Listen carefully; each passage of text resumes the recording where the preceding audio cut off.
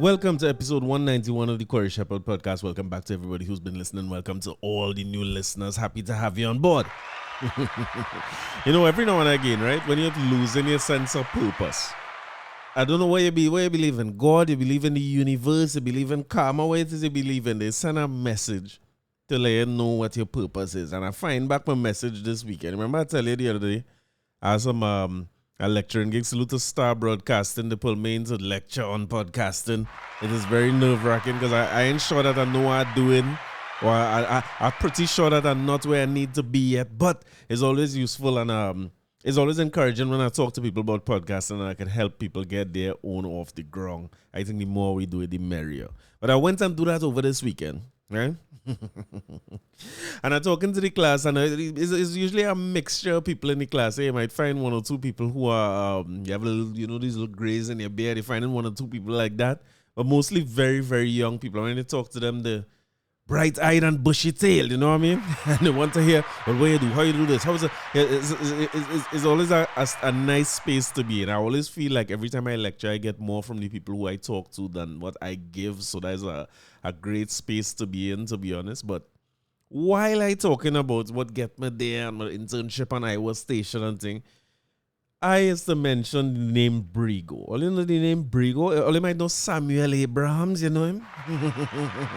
One of my favorites, one of the greatest to ever do it. And when I mentioned Brigo, and I expected to see people eye open wide, it's blank faces I see, and then I get to remember my purpose.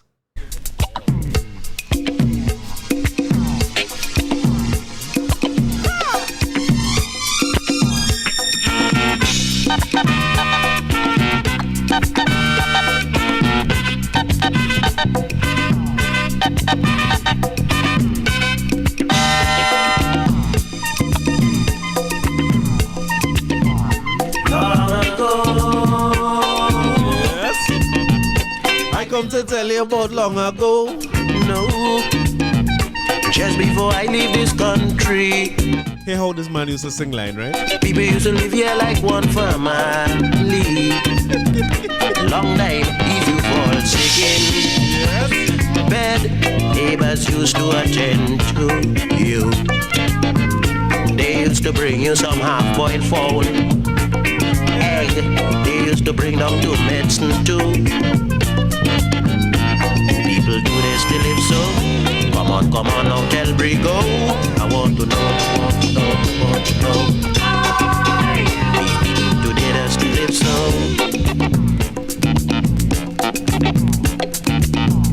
Long ago, mama, let me tell you more about long ago. When I was a little fella, I got licks from a stranger. The stranger caught a whip and beat me for stealing a gold chain. When I go home and I tell me, you know my mama beat me again. Oh, yo. Not nowadays, right? People do they still live so? People do they still live so? I want to know. Still live so.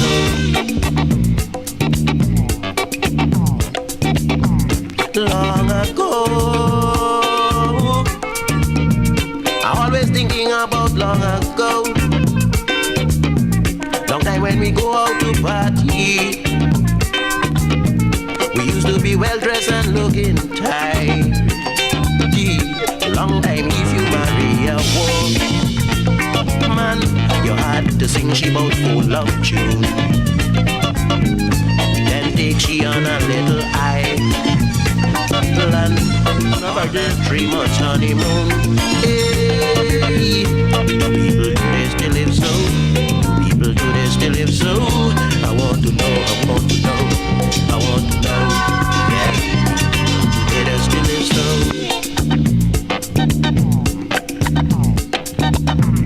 Long ago, let me tell you more about long ago. House and land here in this country. Tell me about it. Never uses to cost no big money. Long time you want a room to rent, the landlord used to hand you a key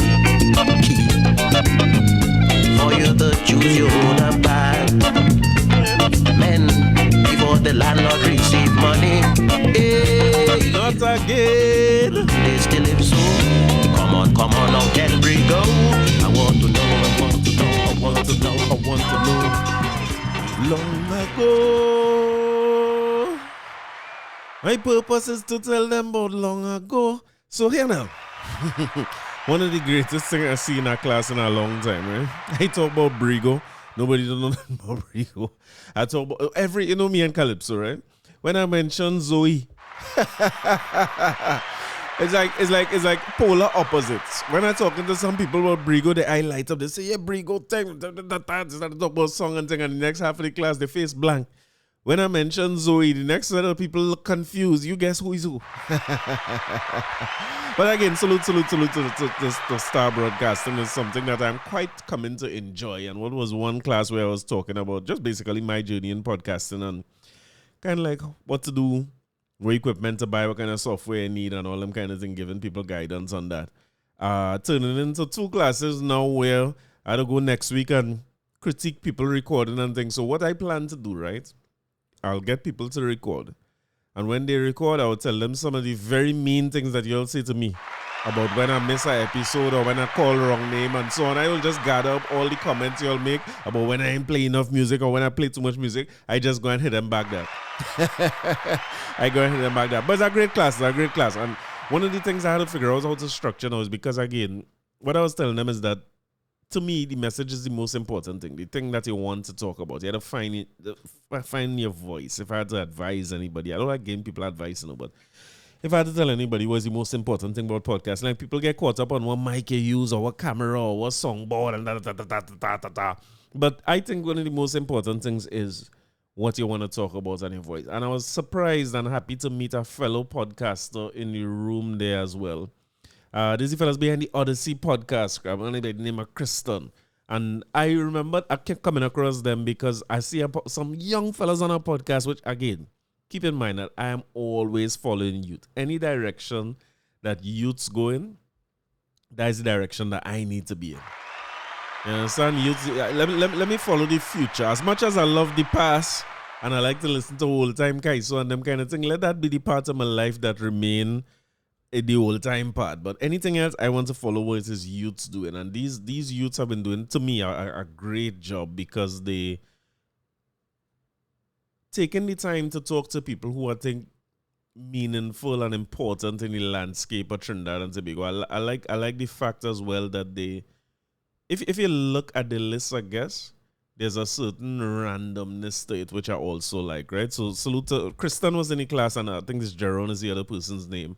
And the first time I came across them was when they had interviewed Father Gregory. I see Father Gregory on our podcast, and me and Father Gregory have a good relationship, and it's something I always wanted to do. I might even be intimidated to do it because I'll tell you this, right? Every time me and Father Gregory sit down and talk, whether it's for 5 minutes or for hours, that could be a great podcast episode, right? That could be a great podcast episode. But I ain't so sure if, making it so formal, we have such good chats just when we bounce up also about good days in Fatima, his views on the world and so on, which I'm not sure that he would be willing to share in public, but those are good conversations. When I see young fellas like them, when I met Father Gregory in Fatima, he was not ordained yet. His name was Brother, we used to call him Brother Gregory, right? This is in Form 2 in Fatima, I believe. He came into Fatima as Brother Gregory, going through the process to become Father Gregory. So think about all the priests that you know, right? Priests, they usually call you father by your last name. So anybody would think of him as Father Augustine, right? Most priests is father and your last name. But when he got the name Father Gregory, really was because he was Brother Gregory. And then he switched. So when it went to Father, nobody really called him Father Augustine. If you hear somebody call him Father Augustine, them now know him. Them just come. When you hear the, and Father Gregory is the principal of Fatima College and a Holy Ghost father. And he teaches history, I believe, and religion in Fatima back in the day.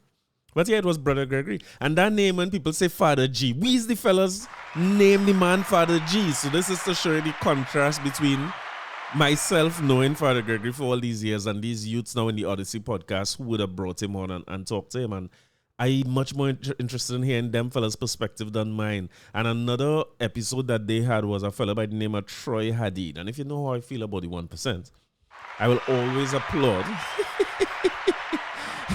No, Troy Hadid, while he might be 1% in name, is hardly so in attitude and vibe and everything. But I went to Fatima with him, and it was one of the first times I realized in life that there's a difference, right? There's a difference. I think I tell Olema Rahal's story. Should I say names? I think I tell Olema stories about people who went Fatima already, who I first saw the difference between the haves and the have littles, right? But Troy Hadid is one of them people, because I always remember Troy being in Fatima, and the way he's talking, you have I don't know if it's a speech impediment, I don't know what it is, but you have a unique way of talking, right? Just short of a drawl or a slur in the way he's talking, that kind of thing, but intelligent fellow when you talk to him, and this fellow's very knowledgeable. And when you're that, like at my age now, I understand that level of, what you want to call it, being knowledgeable or wisdom or so. Like now I understand that when you're well-traveled and you're exposed to people who well-traveled and all that, you're going to have that naturally, right? But back then, I remember thinking more than anything else, this fella is no brighter than me. You know, my simple thought process back then was, these people in the country who have money and who have business and things, they had to be real bright and real, like way more special than me and you. And he was one of the fellows who started. I ain't trying to say Troy Hadid, you know what I mean? Maybe I'm trying to say I real smart, right? I'm not trying to say the man stupid, right? This ain't coming out the way I planned it on paper here, right? What I'm trying to say is you start to realize that this is a normal man, just like me and you, whatever you accomplish. Whatever he accomplished, you could accomplish, and it made me start seeing the thing differently. But they did have Troy Hadid on with the latest episode was Che Lovely. So I encourage you, if I never talked about this on the podcast before, please check out the Odyssey podcast with Kristen and Jerome. So I'm looking forward to going back to see these folks last week. And it wasn't just Kristen. I think it's so unique that they already have a podcast and several episodes published. So you could take in that. I like the interview and style. And so I learned a lot from him too, technically, in terms of how they record and all that. But I found that the class was such a unique blend of people that I have to figure out how to go and record and critique, right? Beside bad talking them about the way always bad talk me and so on, I had to figure out a way to get them to get value out of the class, right? And one of the things, I found the people's perspectives to be so varying and unique that I want to almost... like, I have an idea to do like a mini podcast with each one of them in the class. I will be tired like hell when I've done it. But if I could do 15 minutes with each one of them and keep it tight enough to make it interesting so you could get a sense of them, and maybe just release it on this platform, you know, maybe use that as content for the next, I think it's 12 people or so in the class. And over the next couple months, just release little mini episodes with people just to hear their side of the story, and maybe use that as encouragement for them to kick off their own podcast. And some exposure for you to maybe be interested in some of the topics that they interested in and passionate about. So, and maybe you don't just have to hear Calypso right through, right? Although, in honor of this star broadcasting class, I will be playing several Brigo songs during the course of this episode just to familiarize themselves with a great one, right? But you might not hear about Calypso all the time. For instance, they had, and I'll tell you this, right? Like, I usually do this thing when I have classes. I get into the topics of the week, right? We go talk about the coat of arms, don't worry yourself. We go talk about, and I usually duck the crime thing, but this week we go and talk about some crime and thing, right? Because we can't hide from it. And I've seen a changing of the attitude towards crime and criminality that I want to talk about. But I usually do this thing when I go to classes, right? I tell Ole when I, as much as I like to talk, and I think all my jobs, public speaking is a big part of it, but I've been nervous when it's time to start to talk. I don't like to do it. I don't like to introduce myself. So what I do is I make other people introduce themselves. And while they're introducing themselves, I kind of talk in between so that I could get accustomed to it and settle my nerves a little bit, right? And I do that with the class, and they must have done fed up, do that 100 times in their class, and even if they know I plan to do that next week again. But just when I thought I had the confidence to start and think, the last man to reach in the room, a gentleman, I think by the name of Chris. I hope I have it right. But boy, listen, this man's voice is so clean.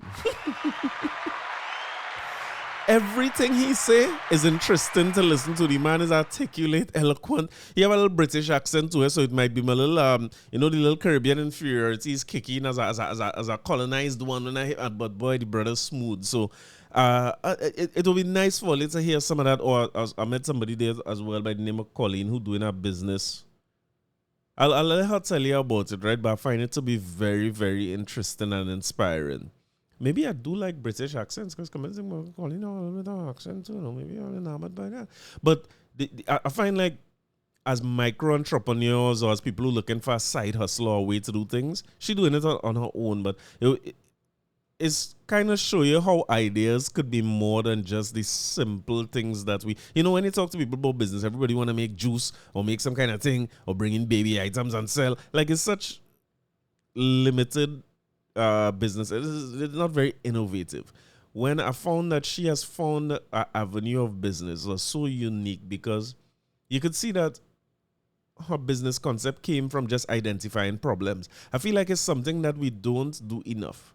Like we are really, really good as Trinbagonians of identifying issues with our system. I hear Michaela Pandey on Red 96.7 with Blaze and them this morning. And every caller who call in talking about the problems they have with Rowley and the problems they have with thing and they don't like Kamla and they don't like Rowley. And we're real good at identifying issues and problems. But entrepreneurs are great at seeing problems as opportunities because anyway, they have a problem, they have money in it for the person who's willing to do the work to solve it. That makes sense? So maybe I will let Colleen tell all about that. And then a young singer-songwriter, boy, listen, the girl when she started talking about a young lady by the name of Samantha, and listen, talking to them, I'm going to start to do the class from the people who closer to my age and my story. There's another lady, Salute Francis, who does marketing and content creation consultancy. Maybe I started to talk to people like that first, and then get on to Samantha, the singer-songwriter and the 20-somethings and things, so that when I'm dead tired, them go give me the energy to boost me back up. And two interesting conversations that we had there that are eager to and I'm not sure if I can, right? But if I can bring it to you, I will. Because one gentleman in particular, a fellow by the name of Terrell, I've never seen somebody rattle off dates off the top of his head.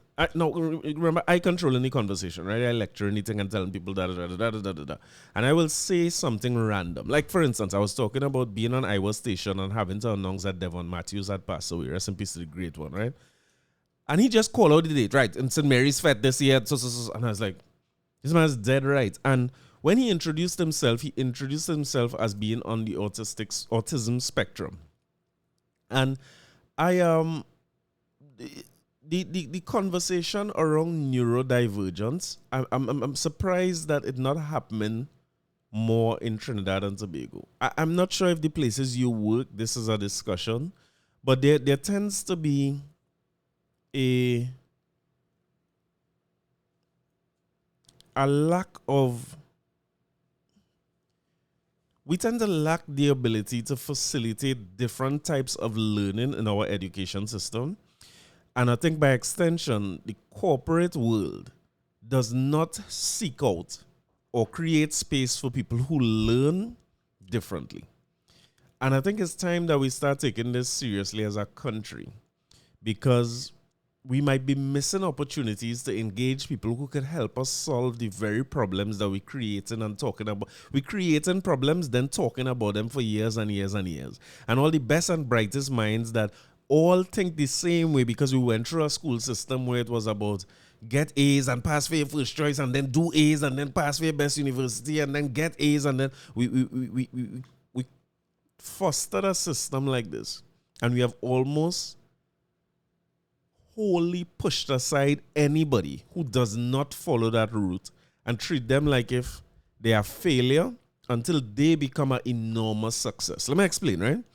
If you're not doing good in school, from primary school level or kindergarten level or whatever, and the not doing good is a narrow definition, the not doing good in school is not well defined.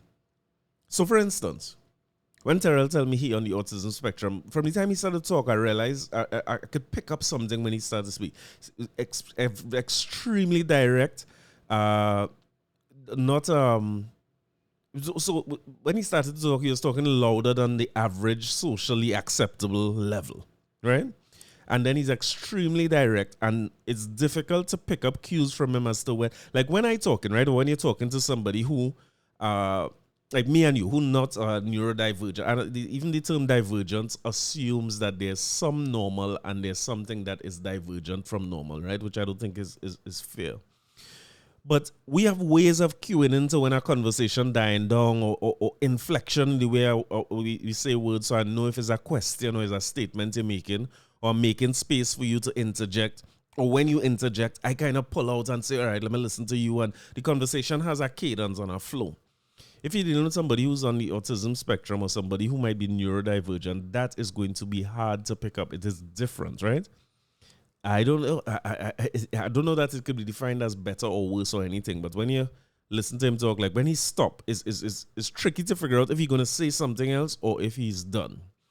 And it made me realize, but on the flip side of it, while that might be different to what we used to every day, I don't know anybody who could pull up dates and stuff at random topics like that.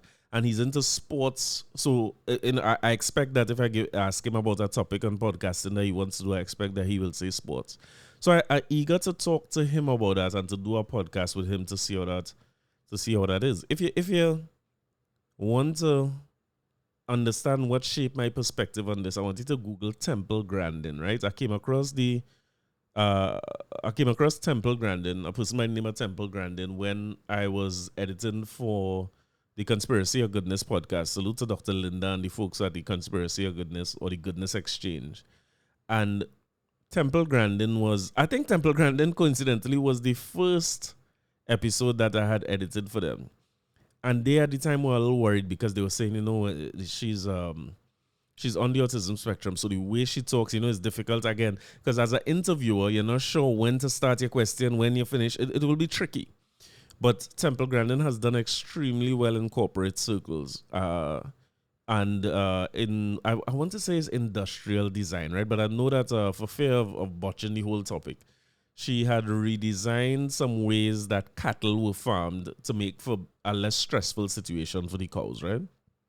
And because she credits it when she talks about it because she thinks in images while other people think in sentences and words and so on. And her point in the podcast was that we have to make space for different types of minds because people who see in images can be valuable to the workspace.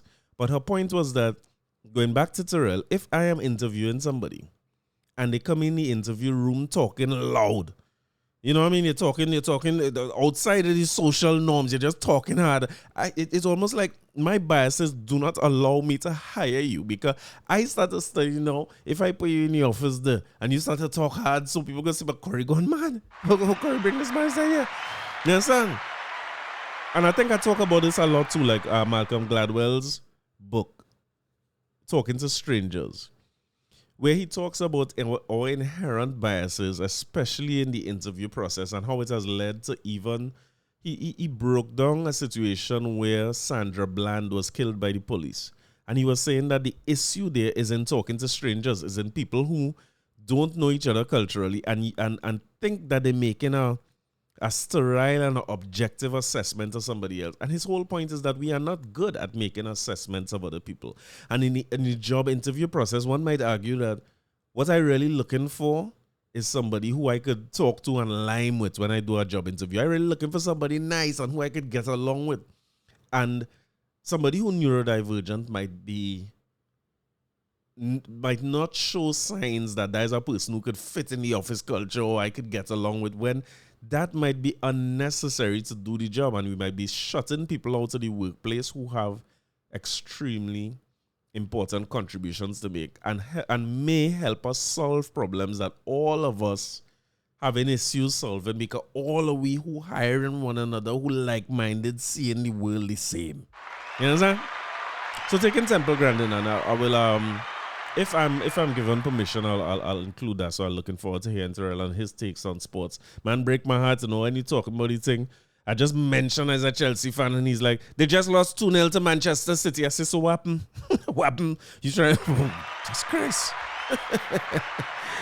And then, of course, like one person who I saw, and listen, you see, when something on your mind and you're passionate about something and you find what it is you're here for, which to me, I always used to wonder at one point in time if there's anything I'm passionate about and if it have anything I really like, because there are things I was good at and things that I could survive with and figure out how to do and all those things. But to say that I was passionate about any of them would be a stretch. And look where I end up now, doing something that I'm extremely passionate about. And when I go to classes and people don't know who is Brigo, I know have a purpose to fill. But I met a lady there by the name, I want to say a young lady, you know, I want to say a young heart, you know what I mean? You look like about 20 years old. I met a lady there who said that when she introduced herself, she said her passion is around domestic violence and helping women who've been through situations with domestic violence. And let me tell you something, right? You just get a vibe and an energy and thing from people when you're talking to them. And she was closest to me in the class. It's a small room, right? So this person she next to me when she's talking. And I don't know if I only believe in vibes and vibration and things get from people, but the energy I get from her, and in her eyes especially, is that she have a hell of a story to tell. And she does a lot. Like, I hear her, you know, when they're talking about, and like anybody in these corporate circles or people who, especially people who have done well and stuff, they have this thing, you know, they talk about imposter syndrome and the doubt you have for yourself and the nerves. Like, Nigel called me to do this podcasting class. And I was like, Nigel, look how much better people it have. It's all kind of people doing great things. Like, why you don't get them to do it? I can't do this. And sometimes people seeing greatness in you and you in a state of doubt and if and should and all them things. Like, I saw so much of that in her, and boy, listen, my feeling is that she has a hell of a story to tell, and it's something that she said she wants to do podcasting and so on. So as much as keep in mind that when I first started doing this, I have a business that the podcast is under called the Patriot Network, right? One of my first things was that I wanted to do a network of podcasters and create a space where people could come in and record, and you know what I mean. I like the idea of a media network as a business, and I saw salute Ladneck Media. I want to say the people who do Die Good Talk podcast, and they have done just that. And they have a few spaces that doing it as well. But my thing was not just this space; it was also sort of like procurement is not the word I'm looking for. It's like curating an experience for Patriot Network listeners. So you could come here and hear about Calypso. You could come here and hear about therapists. Remember Neola? You could come and talk to Nick. So I'm encouraging like a network of people who I feel could uplift the society or uplift each other or lift ourselves. You know what I mean? And I got that energy and that vibe from Kanika. So I'm looking forward to talking to her and hearing some of her experiences.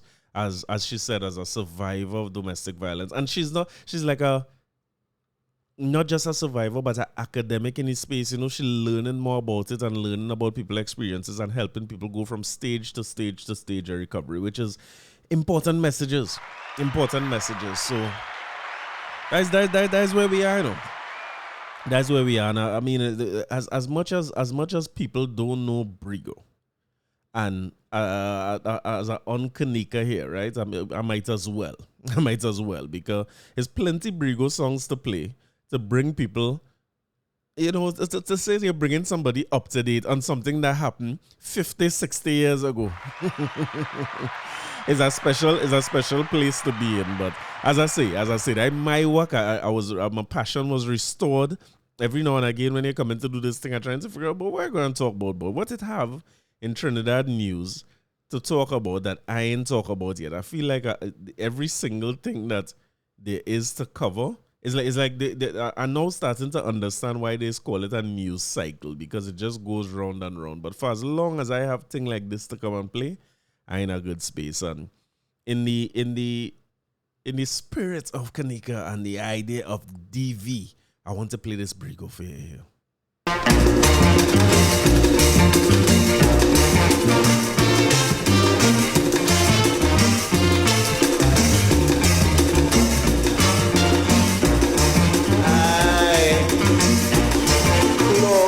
Back in pain, oh Lord.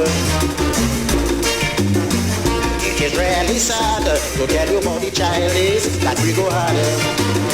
You You may say I'm mad when I tell you about the child is I really had my mama have 5 children. I'm the better looking one. As you all could see, she used to beat me just like if I was Lucy's son. One day Granny said to she, don't beat Mama Popo, don't beat Mama Popo. Granny tell she, I warn you already, like if you want to spoil the child beauty, you don't make the picnic. And now you're beating it like you crazy Betty. I love him a lot. He is the prettiest grand popo that I got. I sure you don't know, when I was small I was a maragni popo. She got in me too, and a big head that really had me couldn't grow. Yes, my mama used to let me sleep on the floor. From my head to my toe, they cover with sore. Because I was the best looking child among the rest. You know my mommy wanted to kill me with bless. Don't beat Mama Popo, don't beat Mama Popo. Granny tell she, I warn you already, like if you want to spoil the child beauty, you don't make the picnic. And now you're beating it like you crazy Betty. Please hear what I say. They say my ragging Popo go mind you someday. My loving granny, you know she died when I was around 23. And my dear mommy, the thing that she done to me, friends, I forgive she. If only my mommy had her, didn't she? Is I'm gone and called the doctor already. Don't mind she used to treat me like she going out she had. But the love for my mother will never tell. Don't beat Mama Popo, don't beat Mama Popo. Granny tell she, I warn you already. Like if you want to spoil the child beauty, my mommy get angry. You know she take me and send me down by daddy. She give me away, but I still have to take care of she today.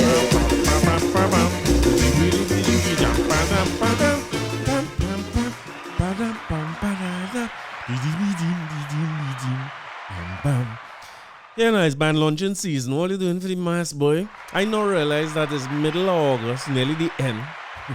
And me saying nothing about the carnival yet. Usually on an annual basis, I will come and tell Ole here what band launch. Well, not much band launching I went, but what band I'm playing with, right? And the last band I played with was Humor. And I did say that the last band I will ever play with is Humor. Because I like humor culturally, right? But last year come, and for whatever reason, my normal mass squad, we couldn't play mass. And it looking like another one of them years, right? Because my squad is split. Maybe you could do a vote on YouTube, or you can help me with this, because most of my mass squad this year is playing with the wives. That's number one. And the wives seem to prefer the Lost Tribe, you know what I mean? Just like my wife. She played in the Lost Tribe last year. And I tell Oli we was moving, right? One day when we was moving, we had a couch and fridge and all them things on the truck, and we had to come off the highway and them kind of thing. And rain set up.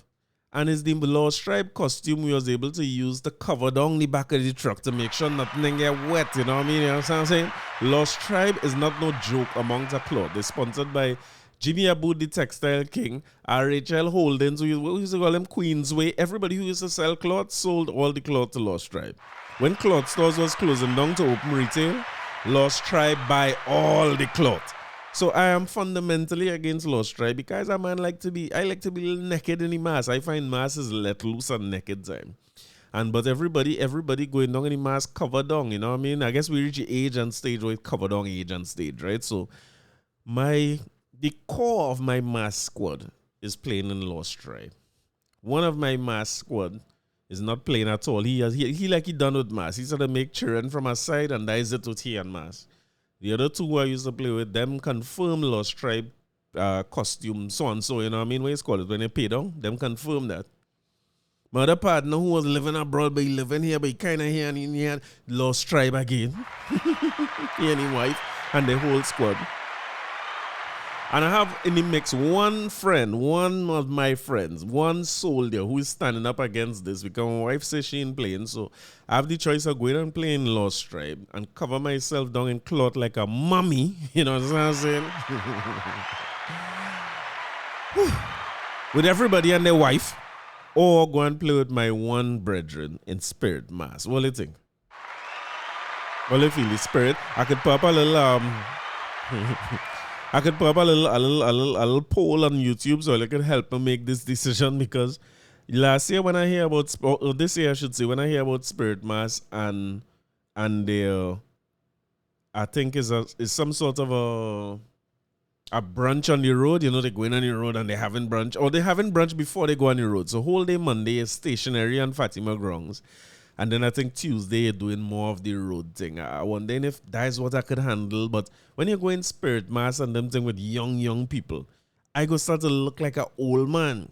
But when I play in tribe, I'm feeling like an old man. So the quandary I in now is, do I go and feel like an old man in spirit, or go and look like an old man in lost tribe? And I'm not sure which of the two to do.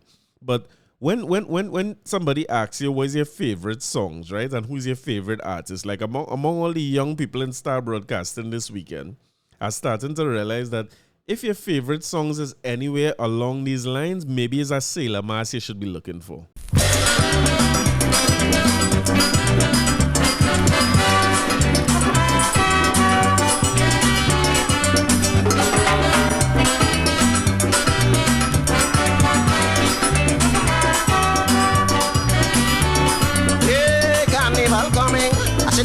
Barnabas calling. Oh, carnival coming. I said to call me Barnabas calling. Yes, a biting Gina, a biting June, a biting them until they go. If I only see a woman looking red, boy, is that she dead, I say. When you hear the night begin to fall, women have to come soon as I call. Me boom rocking, me keep grinding, me high blinking, me gong flying. Yes, women running, women stretching, women crying, women bawling.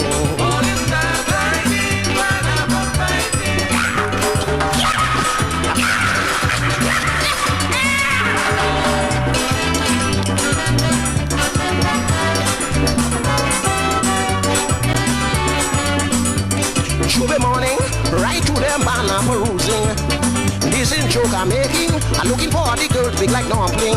Yes, the day before I clean my throat, looking for the girls with the mini skirt, the girls with the minis, the girl for me.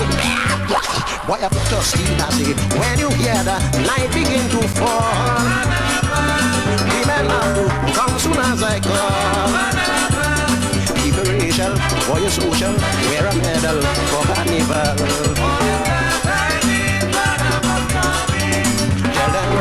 This festival going to be a big bacchanal.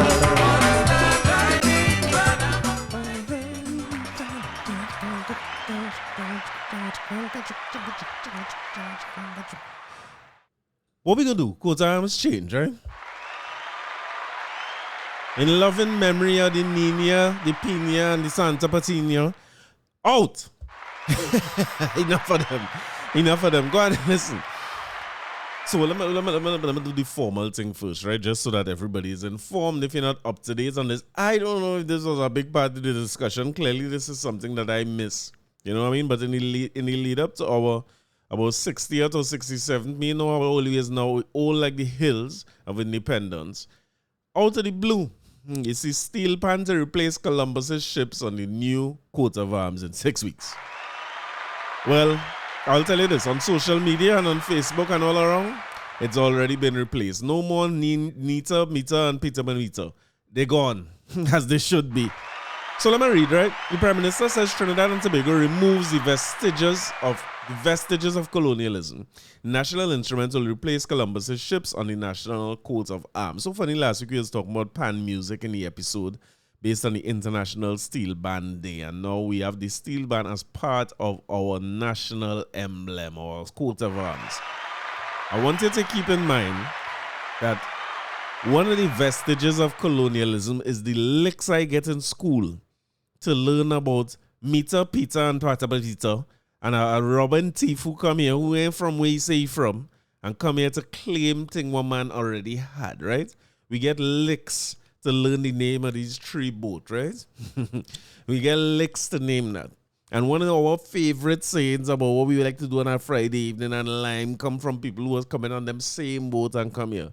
Deeply entrenched in our system and our psyche.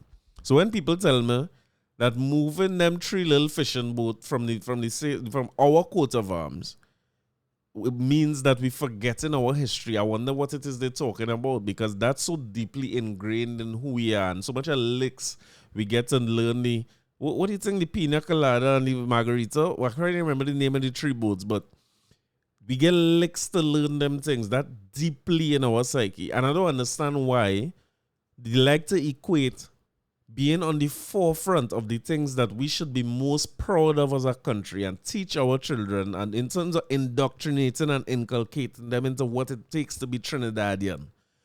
Those things that we give them would be the anthem, the coat of arms, is the coat of arms they call it? The national watchwords, discipline, was reproduction or production? Discipline, tolerance, and production. All these different things that make, those are the things that, not the vestiges of colonialism, but those should be the vestiges of Trinbagonianness. Like when I see the debate on Facebook about the preservation of these things, I start to understand why Tobago want to be a separate country from here. The mentality here is crazy to me. It is crazy. I understand why Tobago wants to go their separate ways. Like, Watson Duke, they ask him about Kizell Jackson, he say, I do not know that person. That's what I want to say when they hear Trini, When they say Trini, I do not know that island. Because I don't know the island. Nothing stops you from passing down the history of colonialism from generation to generation. I play a calypso here last week about Cuttridge and the West Indian Reader and them thing, that passing it down, erasing it from the most important parts of what we remember as children, and we learn about what it is to be Trinidadian and our history and our schools, does not mean erasing it from history. They have a part of the library, right? You could go in the colonialism section in your local library or your local your school library or wherever it is, and learn all you want about that. If you really like colonialism and its vestiges and so on, and vessels, you could go on YouTube, go and Google the pina colada and the margarita. Go and Google that and learn everything you want to learn. If you want to learn about lying thieves and murderers, rapists and so on, nothing stopping you from going on TikTok and just Google it. Look for all of them. Or what you could do better for it yet, we go curate it for you, right? We go help you to find it. Look over the last years, everything where we take down the name from, you see where we rename it after we own queens and we own kings. Because me don't understand how Arima could have king. Then kings, which king? If it's not Kitchener. If it's not a great one, which king it is we naming it after? The streets don't have to be named after people for them to be remembered. If they have to be remembered, they have several different ways to remember them. This has come up every year. Can I remember talking about this and you've taken down Christopher Columbus from Moruga. Moruga have its own, they better put up a scorpion pepper or some of the hardest ganja it have in the world. Put up a statue of that. Nobody don't want to see no statue of Christopher Columbus. Let Christopher Columbus go and be celebrated in the thieving country from which he came. Let them celebrate him. What we celebrating him for? There's a difference between remembering and celebrating. Our national emblems should celebrate the things that make us who we are. I want to read something from a man here, right? A man who I respect a lot, right? And I know him not to be. He is not nobody with no slave mentality that I'm talking about, right? That's why I will read a few words from him, right? He's somebody who I know. Like, for instance, the last time I bounced up this man was in Stalin's funeral. And he was just like me. He was there just to soak in the vibes. You know what I mean? A great man like Stalin was going down. And he was just wrong. He said it's something he had to come and witness himself and be a part of. So I ain't talking about nobody with no affinity for Christopher Columbus and these guys. But he said, I really doesn't want to comment on these things, but he said, I really just want to comment on these things, but I'm waiting on somebody here. So here goes. How we recording the issues of independence, progress, reparation, and preservation versus erasure and corruption of history. Who decides what is removed, erased, torn down, and what stays? And when the things deemed worthy of cancellation gone, what will provide the context for the things that they cause to become from? People done doing all kind of thing with the arts, culture, society already, and know the stories and history. Yeah, if I could read, that would be good. you don't have to you don't have to know me 5 minutes to know I's not the kind of fella that like that you say you don't have to know me to know I's the kind of fella that don't like Columbus or Rowley for that matter. But I don't think the statue should be torn down. At least not so and discarded. Removed maybe, but I think the constant physical reminder of things is important, so we will see it and get vexed and look out for the modern day Columbus and Pictons on them. Because the vampire ain't going nowhere. The man reach, he gone. That's a great Valdez book. Try to look my guy Valdez. It might be the only argument I've ever heard that I feel I could agree with. I feel we should keep one statue of Columbus. You know, you have a thing they used to say a long time, like you hang them in Woodford Square, right? Maybe we should put a series of these rapists, pillagers, plunderers, and so on, who, you know what I mean, try to take everything we have and claim it as theirs. And put them in this square. You know what I mean? Put them in the square. Put them all together.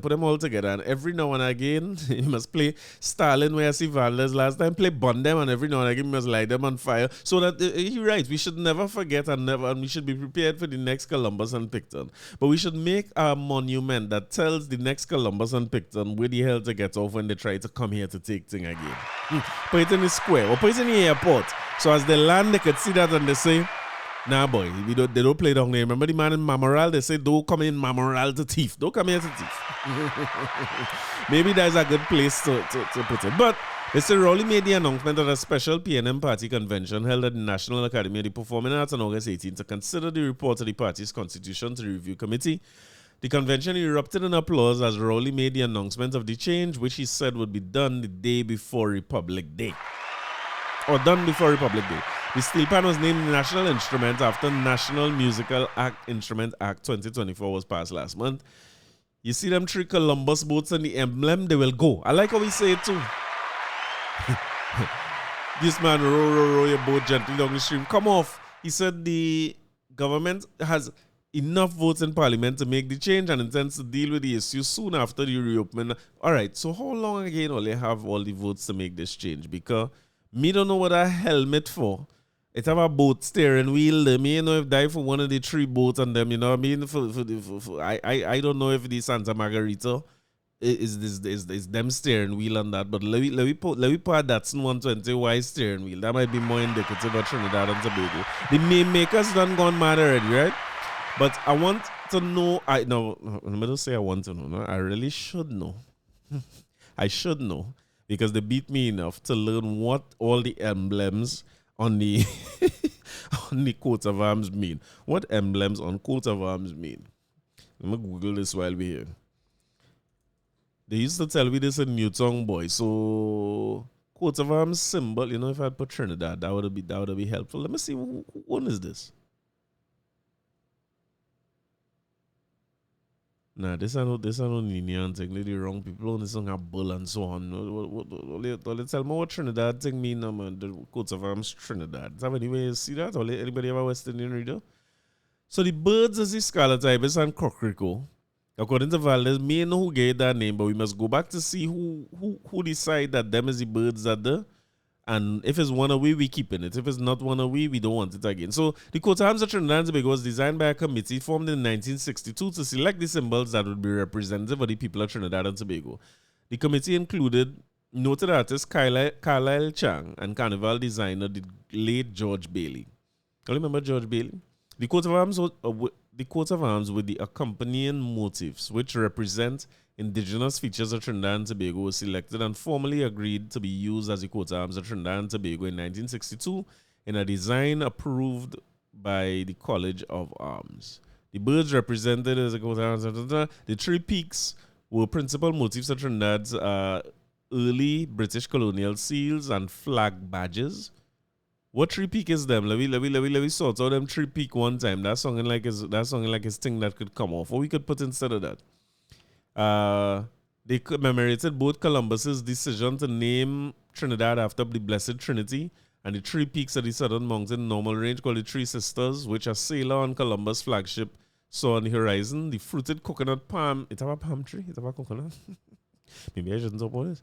The fruited coconut palm dates back to the great seals of British colonial Tobago in the days when the islands was separate a separate administrative unit. Well, Tobagonians go on that gone, you know what I mean? Or Malta together we aspire together. We achieve speaks for itself and promotes harmony, the coat arms, and so let me go through this piece by piece. I think the plumes represent something, you know. I can't remember if that's something in Hochoy. I can't remember, but I'm happy to see the 3 vessels of theft are removed and replaced by something that come out of our soil, you know what I mean? It come out of our soil. So I think to Valdez's question on who should make the decision as to what is on there, I like the idea that a designer and a carnival designer and so on, noted artist Kyle Chung and George Bailey work on this.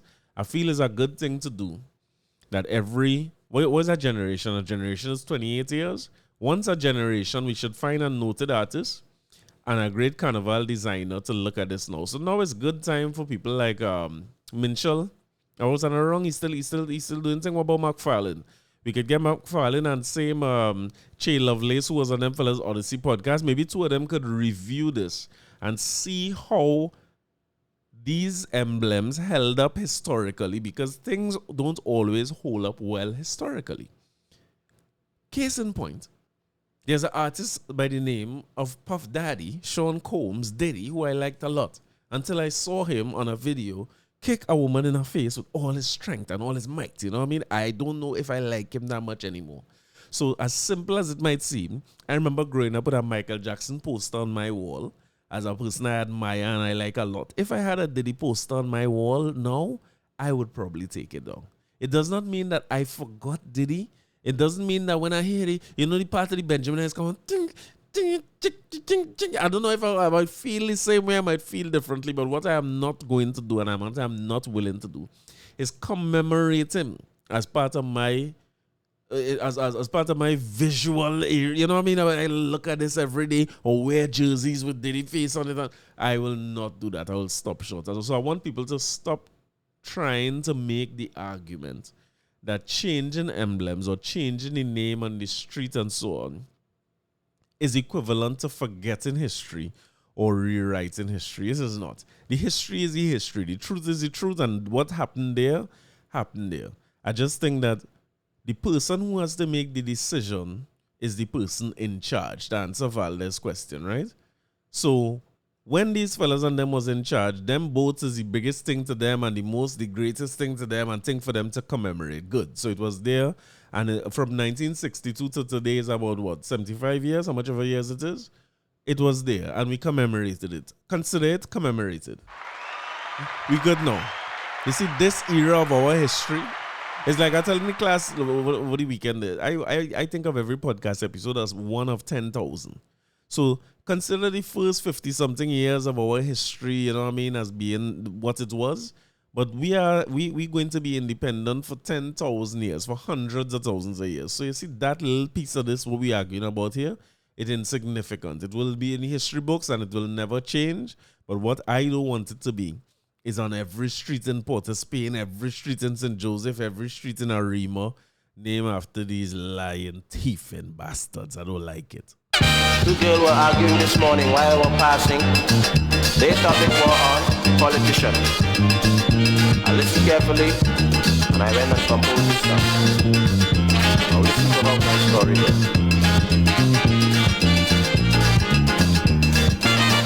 Jane and Josephine had a quarrel, yeah. Jane say we do more import than export today. Josephine said, listen girl, politicians don't care about me. For the big brain in the world, they do things so damn ugly. Here Jane, time has come, but we just stop talking stupidness.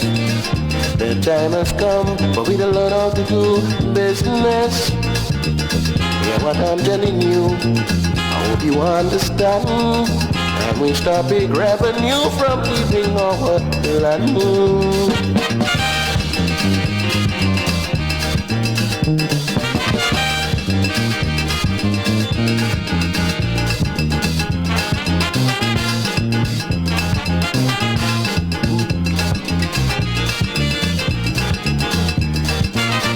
Time to make progress, get on the scene. This is what Miss Jenny was telling me, stupid Josephine. Josephine get in the yard with brown panty on, cussing just like if she mad. Hear how she carrying on. Hey, hey. The time has come to move this government from pay. The time has come for someone else to lead the way. We don't care about import, neither revenue. All I need is easy cash to live as happy as you.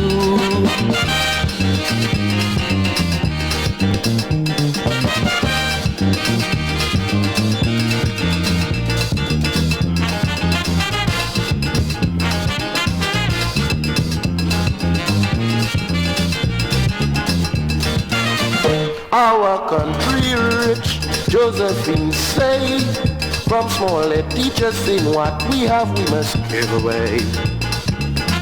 Today we can hardly give, I'm sure you can see. We catching, we have to live, you take this tip from me. Here Jim, the time has come for we to take life much seriously. The time has come for we to stop living carefree. We like so much freeness, we like so much fat. Just move this present government and see we would not regret.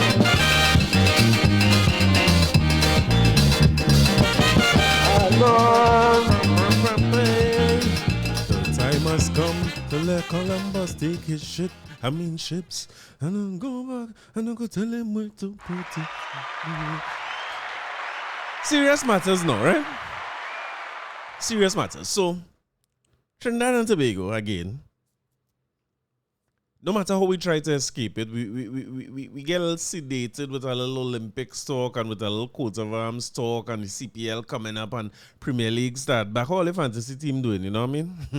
Only good for the first 2 or 3 weeks in fantasy football, right? Every time I start fantasy football in 2-2s, I get fed up and I have a bad week and I don't feel like following through. But it's always nice to start the season and pick a little side and hopefully they decide do good on them kind of thing, right? So sometimes them things is little distractions, little sedatives and so on. But after dealing with all that and you know what I mean, all the different things that we follow and we enjoy and we love about Trinidad and Tobago, you kind of wake up to headlines like these, right? 6 bandits killed by cops in Freeport. No. This is something that, and when I said in the beginning of the episode, I'm starting to see a change or a turn of the tide where crime is concerned. This is what I meant, right? Because the comments under that article initially when police, because initially I would have seen something like an Ian Allen report that basically said,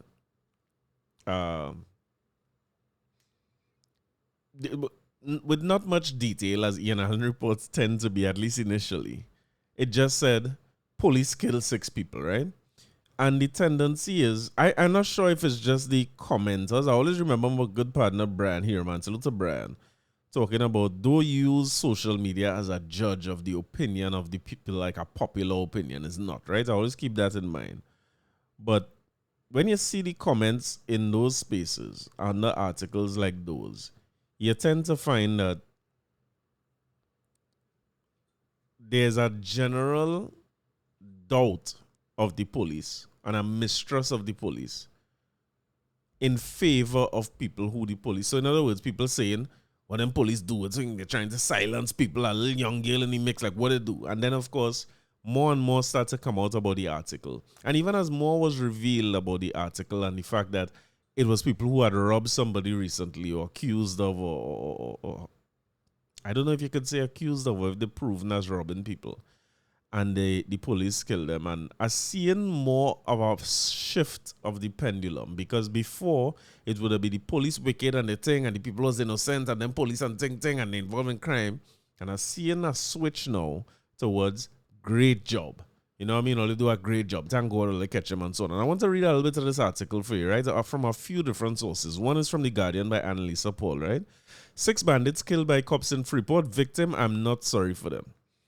Hours after 3 armed bandits broke into his Balmain Couva home and robbed him of a quantity of cash and jewelry, the elderly victim said he was pleased they were among 6 people killed by police in an alleged confrontation around noon yesterday.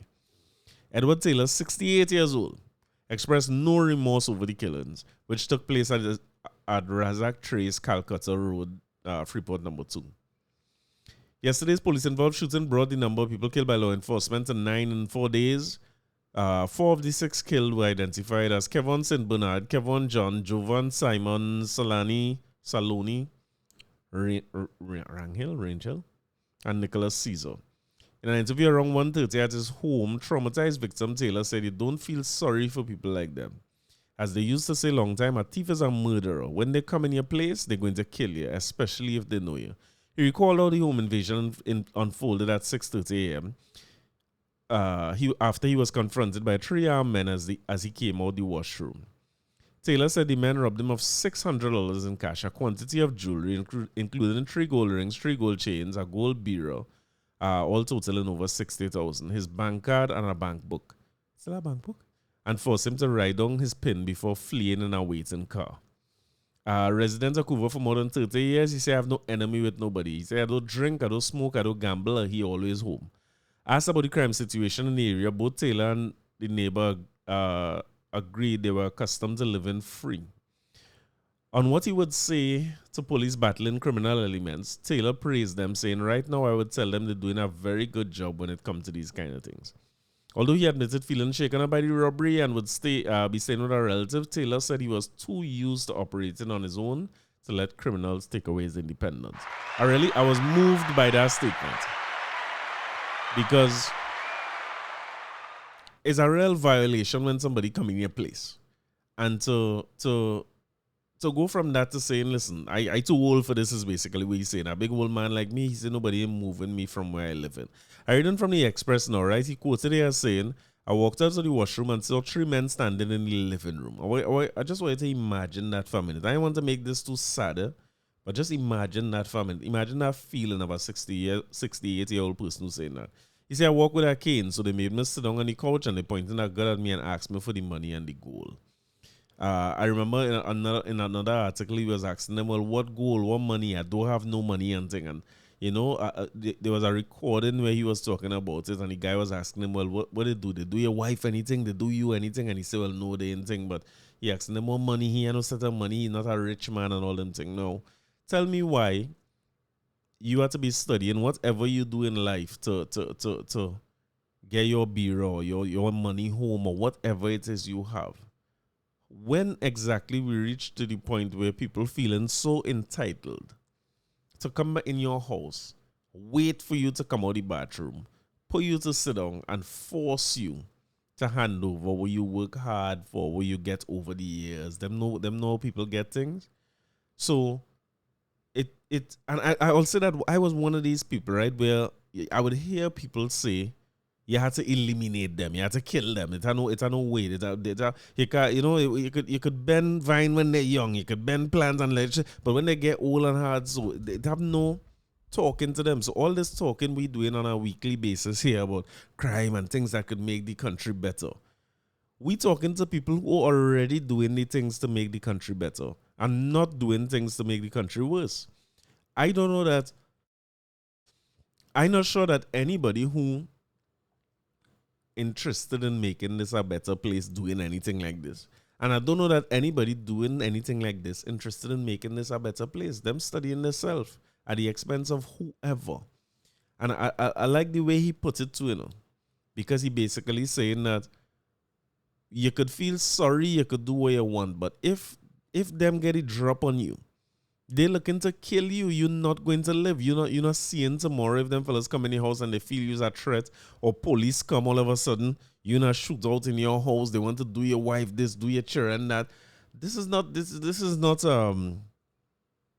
not people who come in here every week to listen to no podcast to talk about betterment and this and that and learn thing about this and try to figure out how to better themselves and 1% talk and listen to Calypso and thing. This is a different world.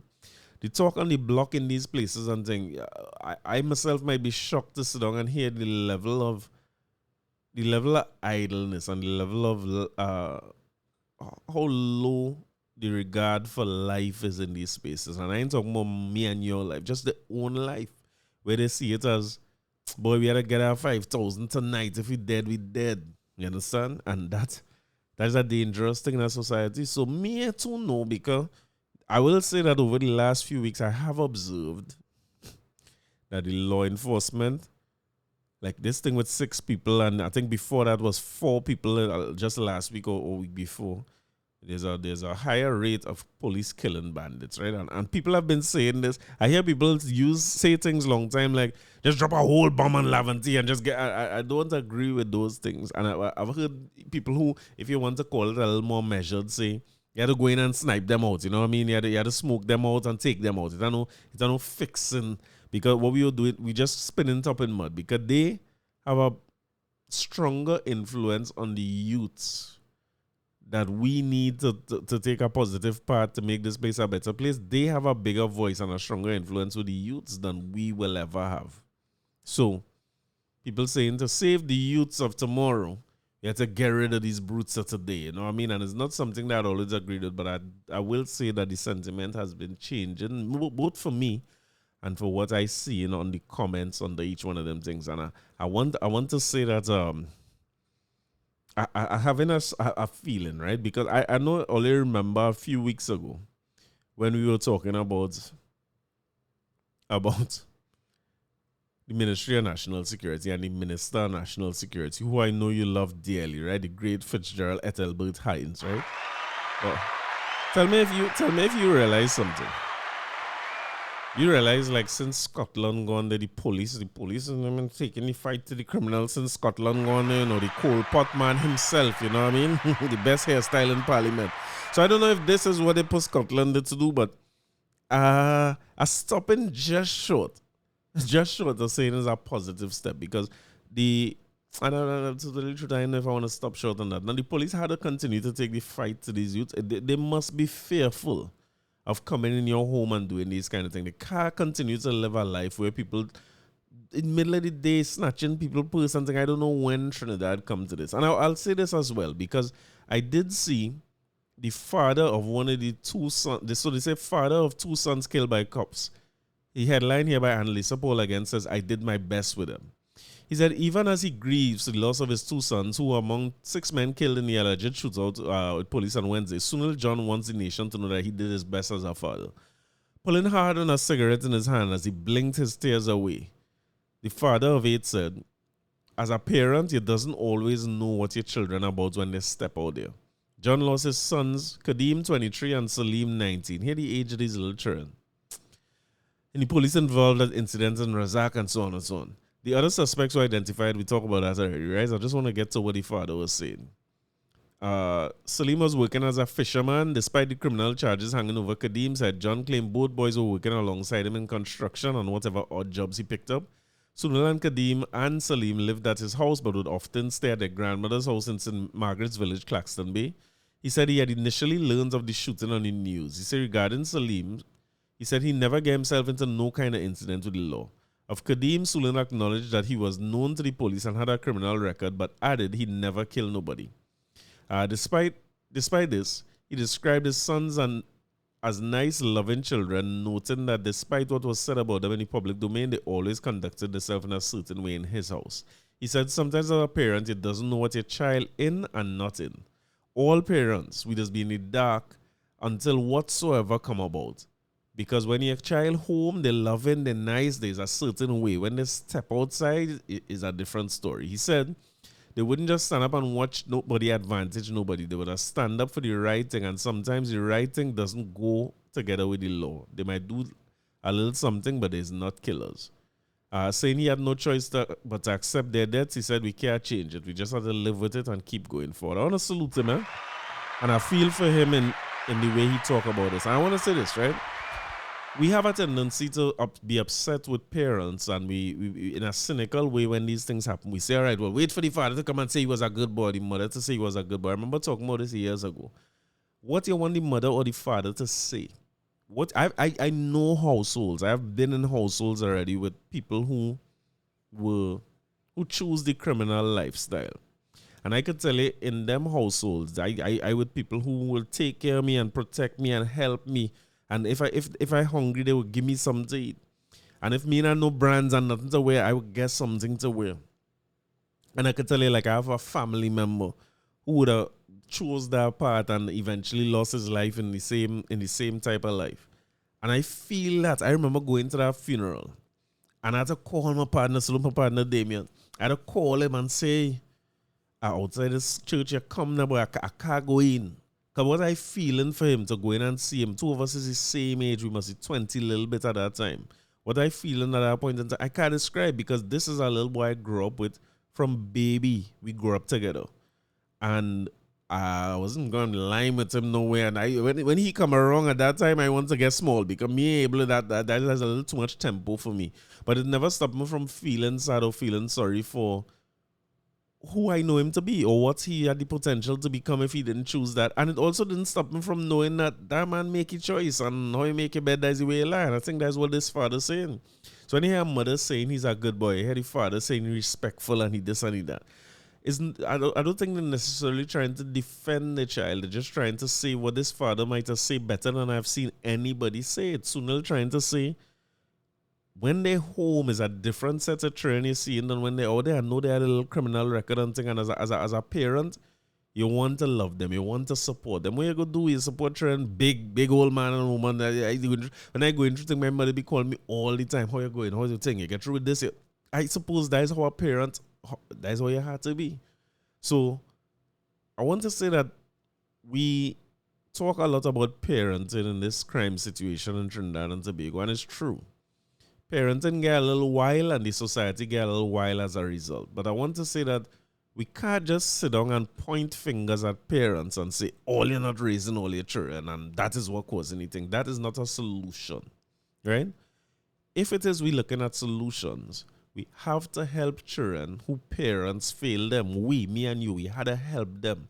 Because we have a tendency to, and I'm talking about myself, all of us, I'm talking about myself, right? We have a tendency to avoid certain hotspots thing, you know what I mean? Try and make a little money, go in a gated community, separate yourself from the thing as much as you could. Or even if your community not gated, they make sure that your door well properly gated and burglar proof and locked and your car safe and your, you know, the self-preservation of the society could only make it worse.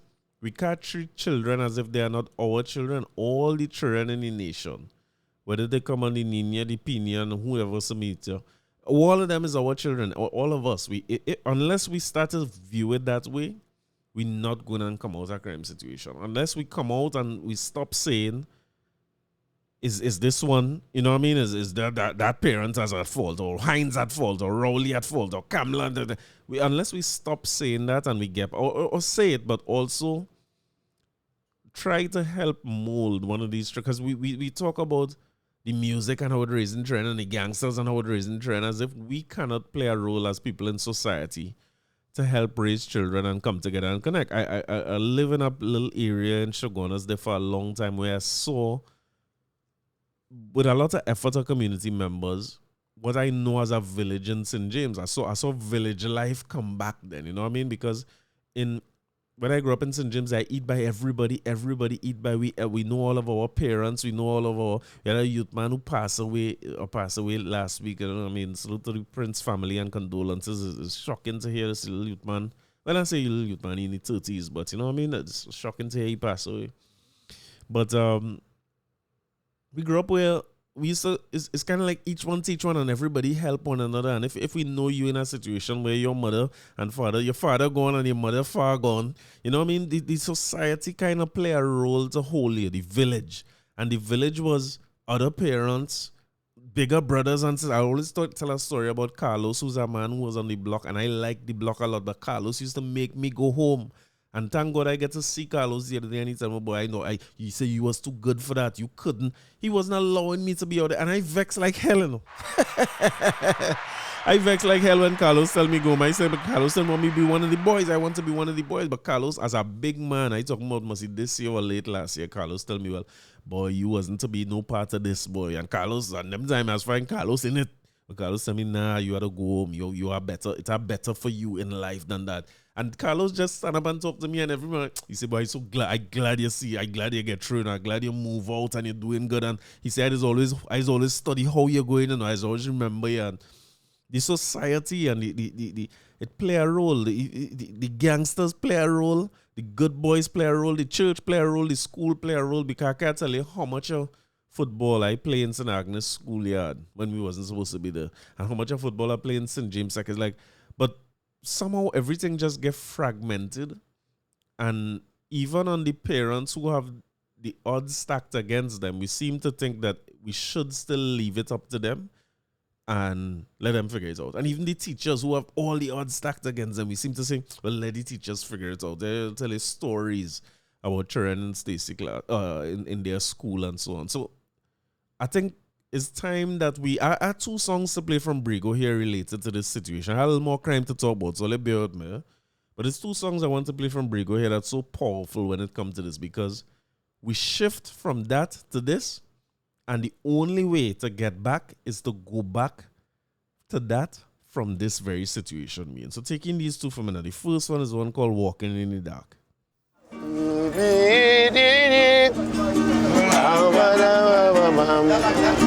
When I was a little fella growing right here in this land, I used to see the other little fella showing respect to the elder one. But today, around the corner, all of that changed entirely. Today they marching you, squeezing you, bouncing you, shooting you without saying sorry. Like if we walking in the dark, like if we walking in the dark. As long as man have no respect for man, and how to catch good hell in this land. Like if we walking in the dark, like if we walking in the dark. As long as man have no respect for man, and how to catch good hell in this land. When I was a little fella, and my parents sent me to school, all who I meet around the corner, I had to show respect as a rule. But today, it got some little fella, my friend, they don't know their place. They will see I and you walking up and down the street and cussing in front of me face. Like if we walking in the dark, like if we walking in the dark. As long as man have no respect for man, I know to catch good hell in this land. Like if we walking, like if we walking. As long as man have no respect for man, I know to catch good hell in this land. When I was a little fella, growing in my parents' place, I used to see a lot of supper. I had to bow and say me grace. But today, he got some little fella, my friend, they don't know their place. They will see I am you walking up and down the street and cussing in front of me face. Like if we walking in the dark, like if we walking in the dark.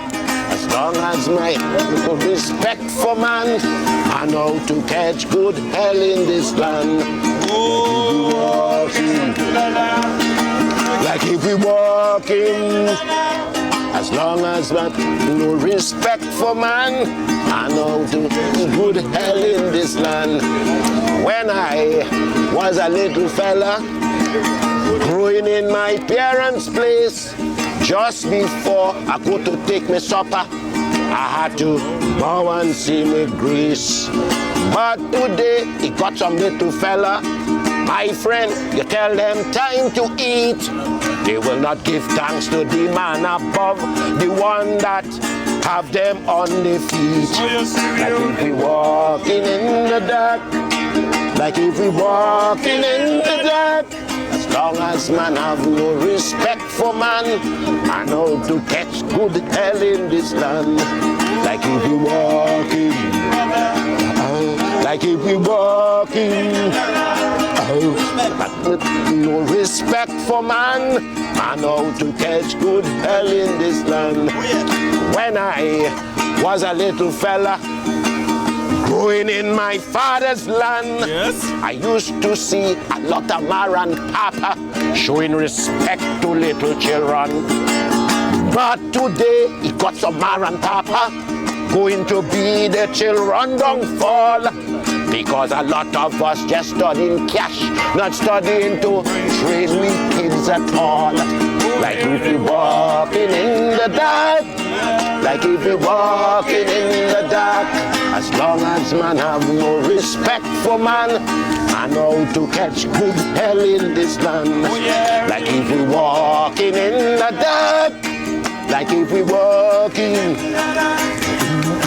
man have no respect for man, I know to catch good hell in this land.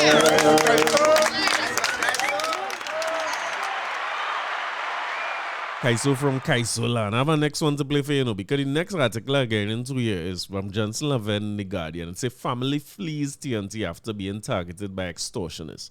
Another thing that getting very popular here. Now, the whole world of doubles in Trinidad is a space where for the longest while you started hearing things about doubles men, like doubles men don't pay no tax, they get everything in cash and they take a box and they go into the cash home and so on.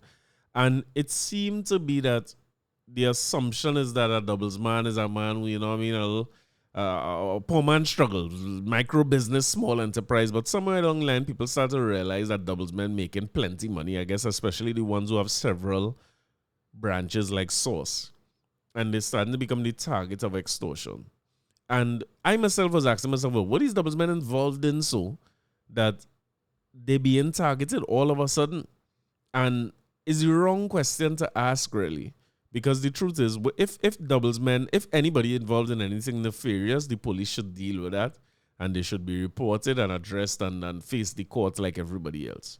But if people start to realize, if they have a criminal element in the country who, while we're doing strategic, what we call strat planning session, them doing strat planning session too, it ain't going to take them long to figure out, okay, cash business is a good place to start a rob. Because I always talk about a guy in St. James who had a top of Clarence Street on Western Main Road.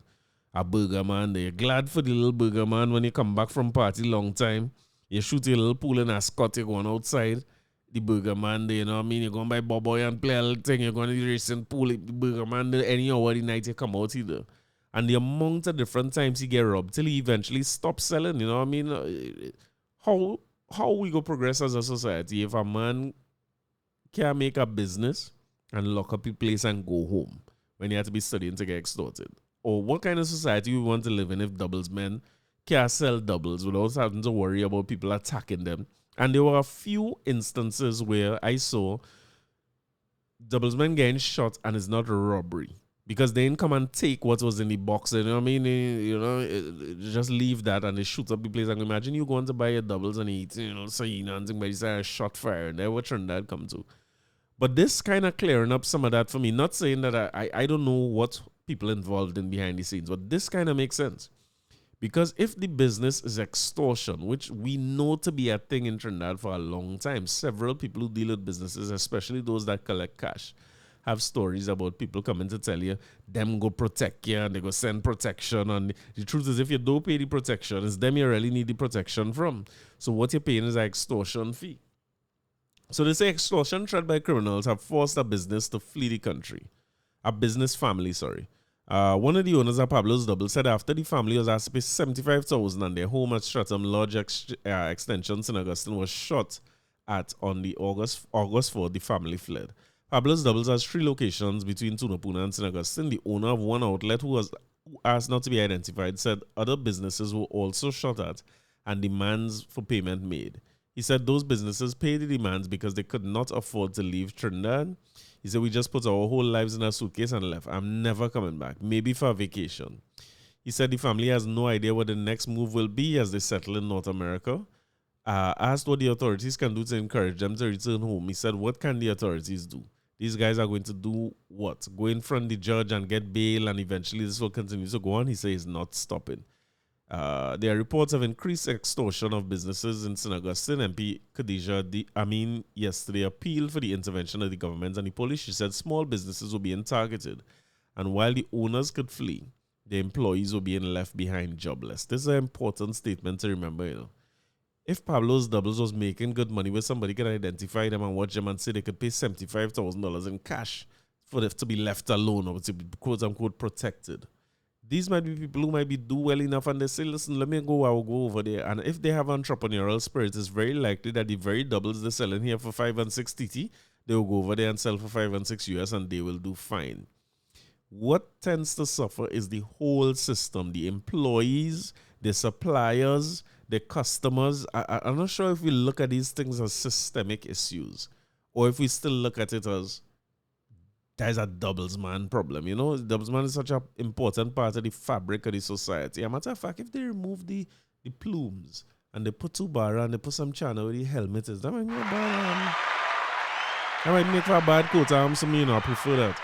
I mean, said that while the cybercrime unit and the other arms of the police are working on those who came forward, the greater issue was the recovery of the community after business owners flee, leaving unemployed people behind. Deputy Commissioner of Police Junior Benjamin said extortion remains a top matter for the police and the establishment of a dedicated unit to tackle that crime is being considered. He said, we are putting strategies in place to deal with that, so as reports come in, we are looking at these requests based on their merits. So more situations where the crime will continue to affect us. And again, Brigo have a song here called Life of a Trinidadian. So when I say this is what we need to get back to, this is what I'm talking about.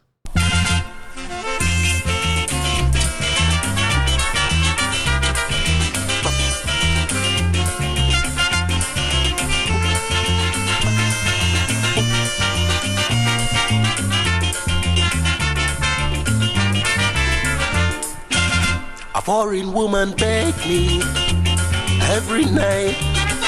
She want me to tell she the thing Trinidadian like. I didn't tell she, Mama, we like to spend plenty money when we are on good friends. And look at tell she that night. There is more things we like. Plenty eating, plenty drinking, plenty talking and love making. We like to talk in the mic. The mic is a thing we like.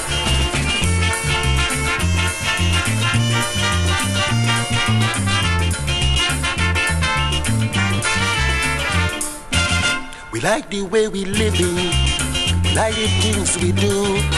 I'm gonna tell you something, what I'm saying is true. Some of we Trinidad men love the women bad. We like to hug with children, with different women in Trinidad. I look at LG that night. There is more things we like. Our country, plenty money, expensive clothes on we body. We like to fed all night. These are the things we like.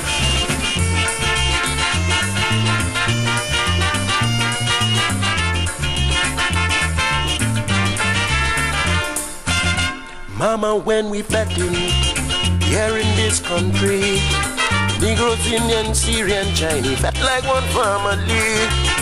Everybody drinking, look, we love to unite. I'm gonna tell you something, these are the things we like. Look at LG that night. There is more things we like. We can love and we bacchanal. We don't go around as usual. We just drink till we get tight. These are the things we like.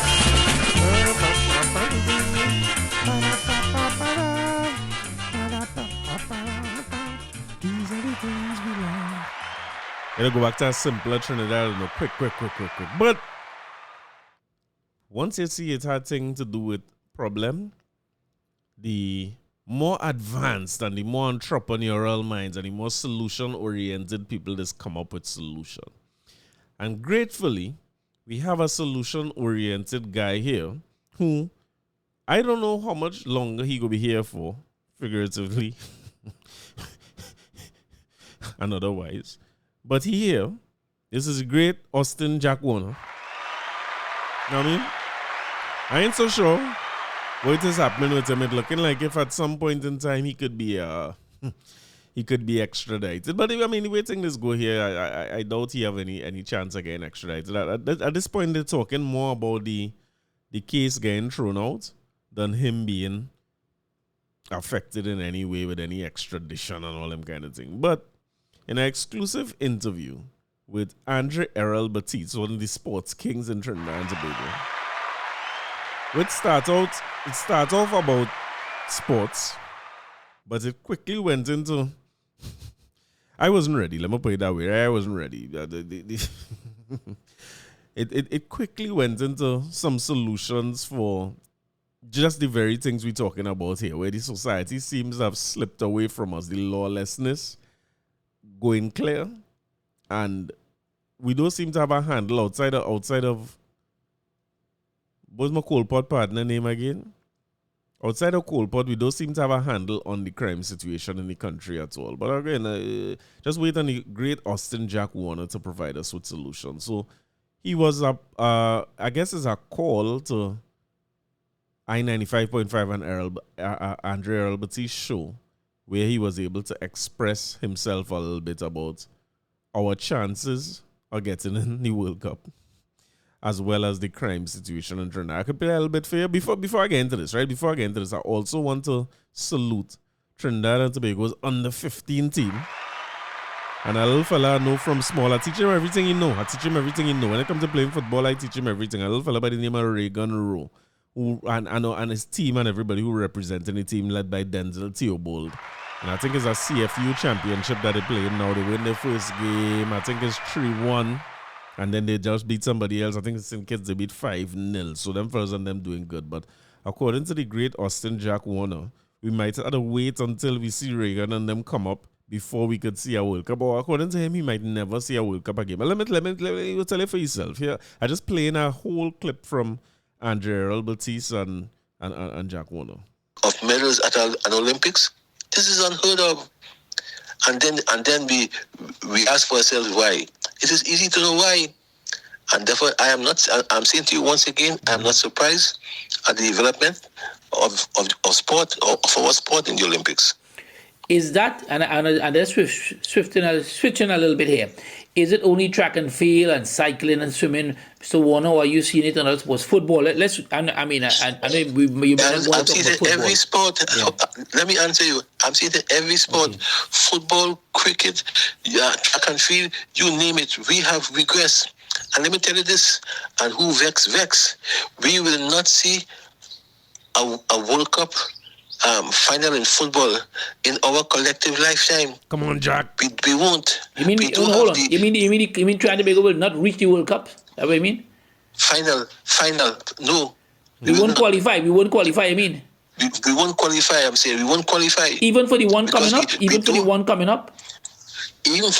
up. And remember, I have told you so. We have gotten more. Why? We have gotten. I'm coming to you now. Okay. We have gotten more chances, more slots to qualify. Yes, no. But our chances will not be better, will be worse. Why? First of all, we don't have the talent at the top that will allow our footballers to be properly coached. We do have the competition at the bottom. And if I ask you to tell me to name, in fact, you may know, but ask the average Trinidadian Tobagonian to name 5 footballers in the country for you. He can't. Yeah. Well, I could, but I understand what you're saying. I say you can. Yeah. I know you can. Yeah. But I'm saying the average Trini cannot. Yeah. Cannot. Well, let me ask you this question. I want to ask you this question based on what you said. You said we don't have the coaches. Angus Eve is no longer there.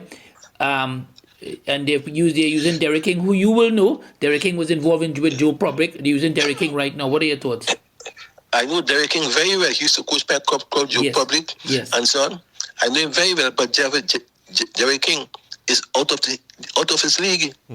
He is out of his league. Derek King doesn't understand the nuances of coaching at a World Cup level. And that's the difference I'm talking about. Derek King is not in Bin Haka a class, so to speak. Yeah. Right? England just didn't do well in cricket. What have they done? They dropped their coach and they put Southgate as a temporary coach, but they're looking for a top-class person to put in place because they understand what sport means and the value of sport and so on. They got rid of Southgate and Southgate resigned. Southgate resigned and they put a guy called Carson. Resigned and got rid of the same thing, yeah? Yes, in this case, yes. Right, it's the same thing. And they are now looking for a top-class coach. What are we doing in terms of... Have we the money, Mr. Warner, when you were there, sorry to cut you, sir, when you were there, the money was found to pay Ben Hacker. But where can we get the money now to pay a top-class coach? If you get the money... So this particularly the part I want you to listen to, right? Don't listen to nothing he said before because we go into the World Cup, right? Don't let Jack sidetrack you. But there's the part of ways to listen to. To play a top-class coach, you will spend less money in the prisons, less money in the judiciary, less money in national security, because you will take away the money you will save on national security, you will pump back into sport. It follows, Andre. I hear you. It follows. You have to prioritize and see what's important for you. And if sport is the vehicle for national unity and for development and for people's pride and so on, put the money where it is. I recall we qualified for Jamaica in 2006. And for 2010, I had to put my hand in my pocket to pay Binaka assistant to Coach Trinidad and Tobago, because even then. I want to play this second part for you, right? So he's saying that after they had qualified for the World Cup, he had to pay Ben Hacker himself to be able to get Ben Hacker to carry on. If people could remember, after we qualified, Ben Hacker came back here as the coach of Trinidad and Tobago, and it wouldn't have last 2 years before we had to let him go. And to tell you the truth, the 2010 team might have as good a chance of qualifying as the 2006 team. But I believe Latapi took over the job, and it was not the same as under Ben Hacker. So maybe, and this is something that I don't understand, right? I will always vouch for local coaches. I was a big supporter of Angus. If I feel we should get our coaches there. But if there's something that the international or the coaches, I don't know if it's higher accreditation or just more international experience, they know, then we had to create a system where our local coaches get to that level before we make that move to leave local coaches there. Because in 2010, we qualified for the last round of which we call the Hex, right? We qualified for that round. But we just never show up, and we end up some points short in games that you could see we could have win or save points on rather than losing. And we just had a lot of the core of the team that went to 2006 was still there in 2010 with some youths added to it. And we just couldn't make it. But I want to continue this interview with Earl Batiste so you can hear where you're going. And though we had the money, the government didn't see value of sport. I recall we didn't where sports men and sport women have to spend their own money to pay for getting attended to for their injuries and so on. How could that be possible?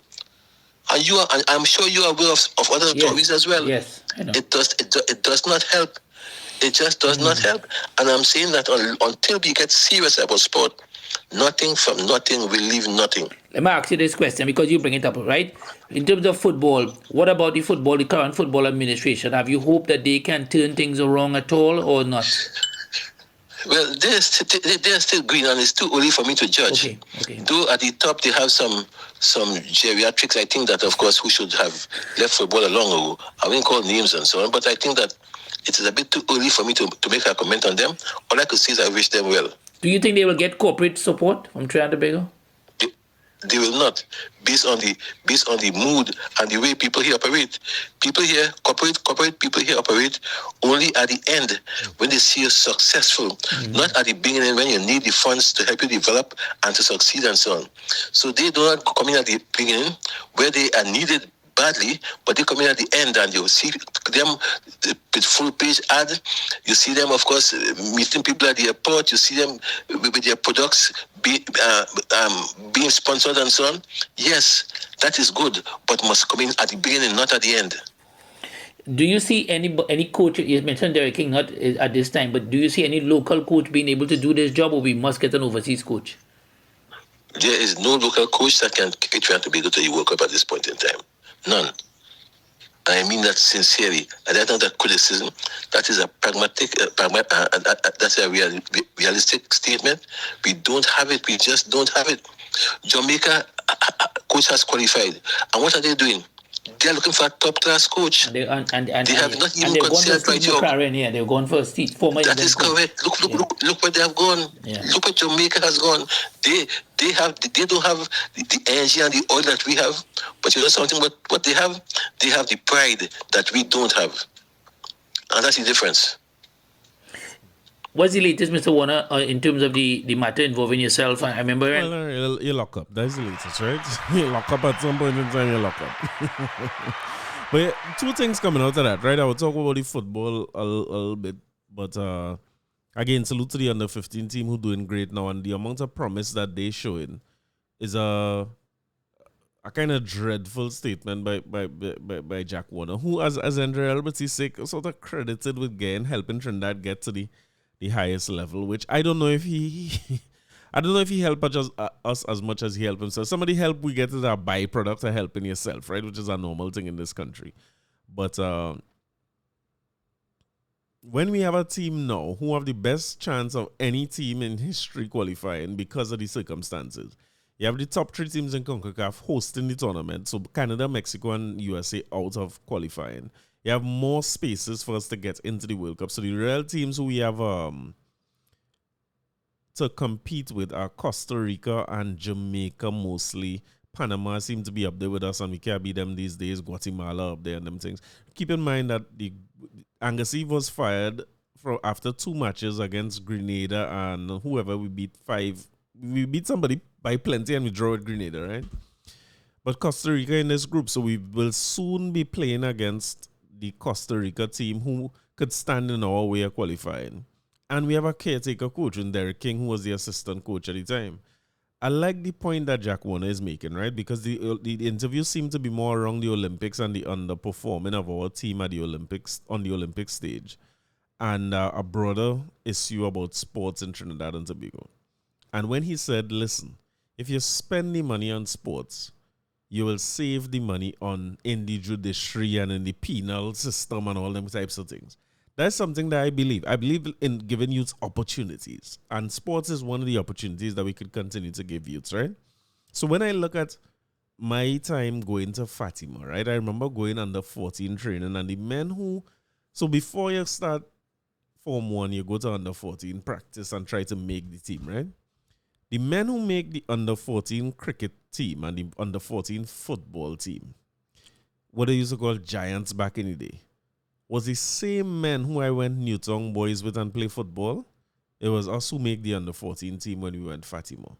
The other men who didn't go Newtown that make the under 14 team is men who we play against in primary school in schools like against schools like Rosary Boys and Richmond Street Boys, and that's who you used to play against when you see them. And then you see the pass of Fatima, you know he faced from playing football against him, and that is who make up Fatima team, right? Fast forward to today, many, many years down the road.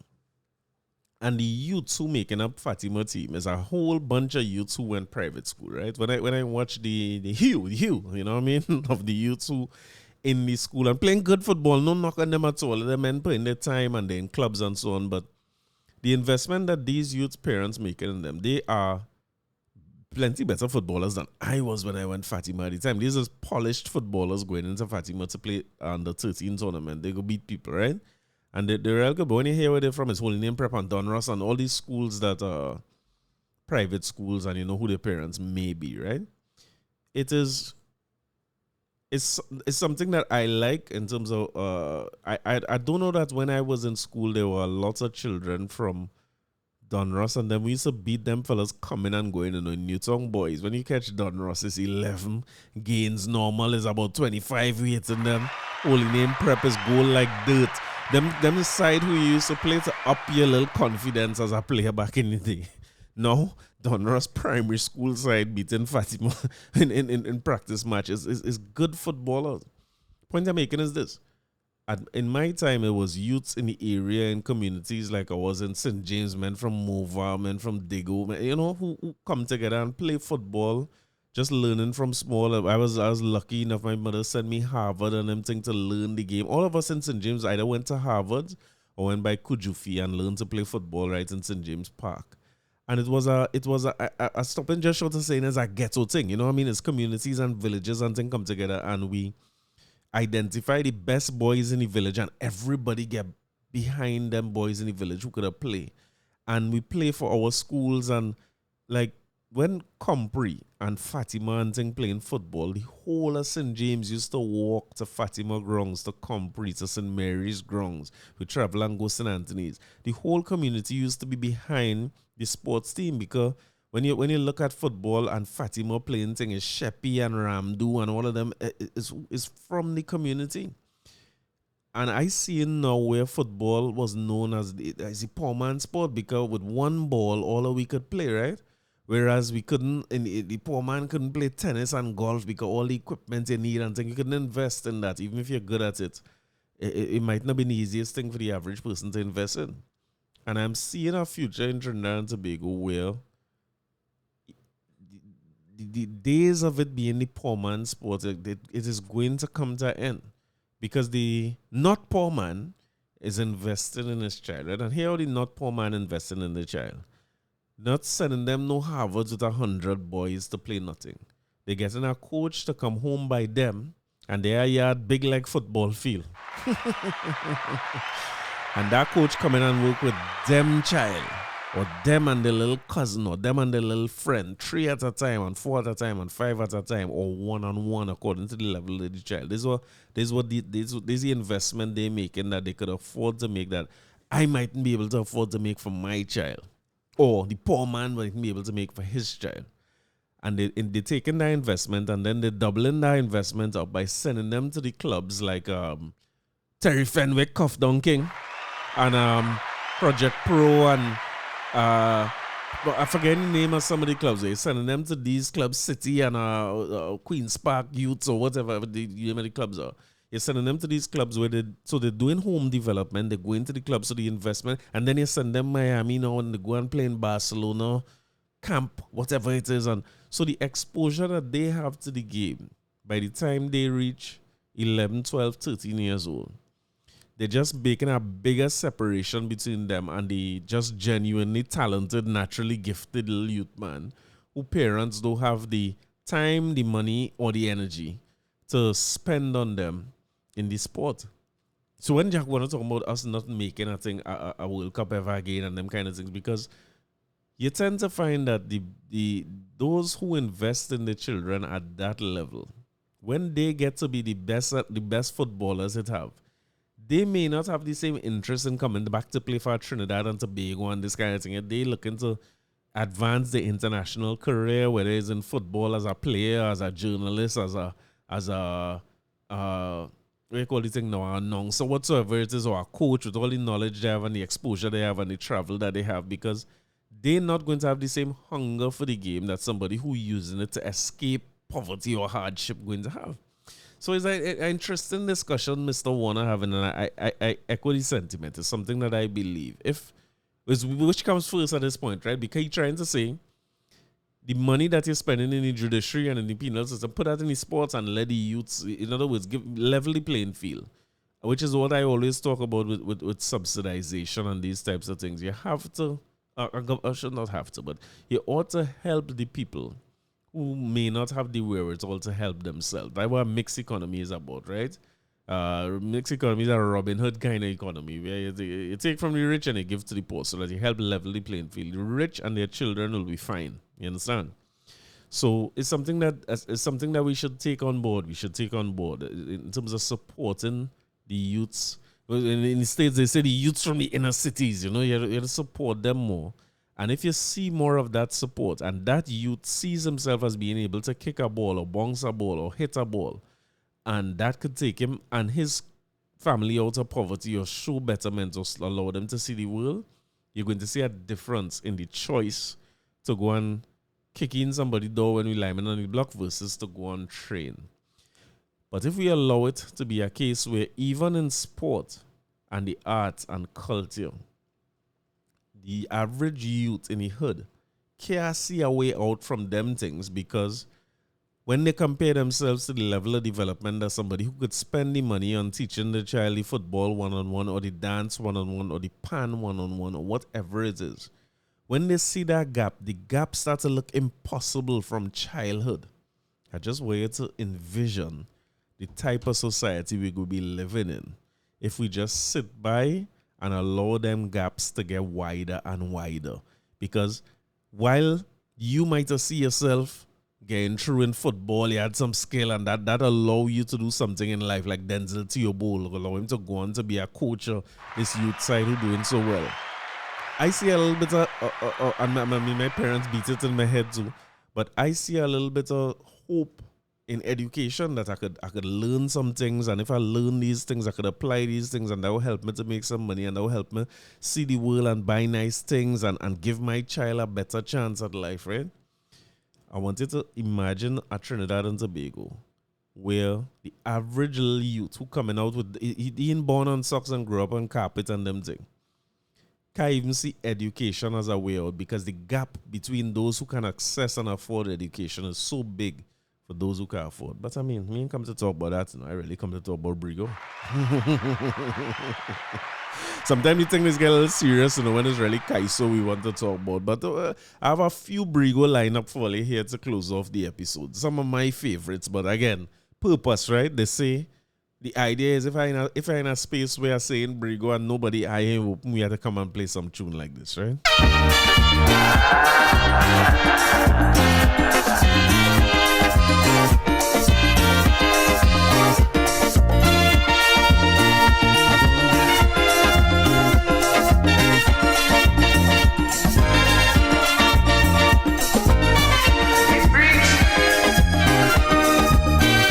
Yesterday my next door neighbor was rapping to me and my brother.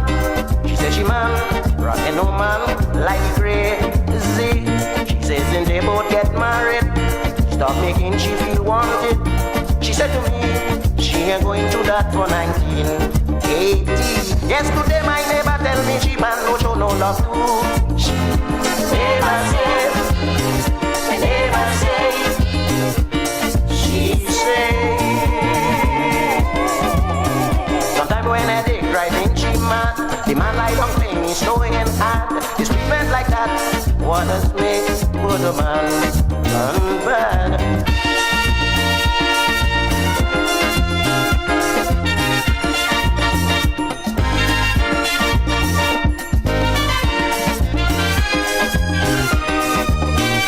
Yesterday my neighbor tell me she have 3 kids but she has it.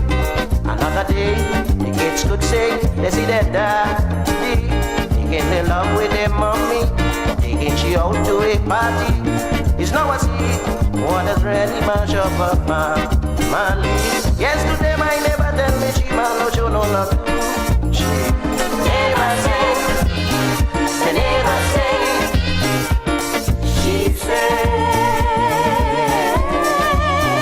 In front of the children in the yard, the husband has got she very hard. His treatment like that, that is me, good man, and bad.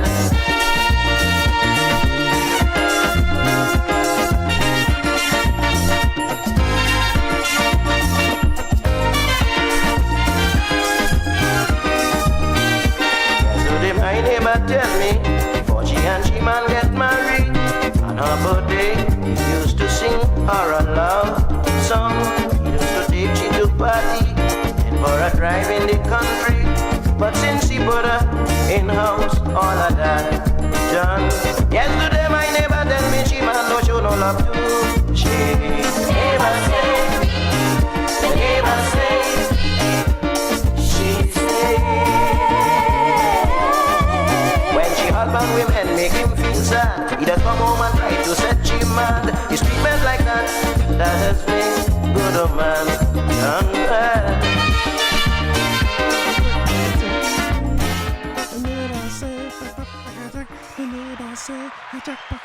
I'm playing some Brigo here. This is what I call B-sides, and they got the thing where people ain't know. This is a tune, right? Where I hear men sing in Parang for a long, long time. You see Parang in Paramin and Liplat and these places, right? It has some song when you're paranging by people. You want to leave people's house and then where to go. You sing song like this, right?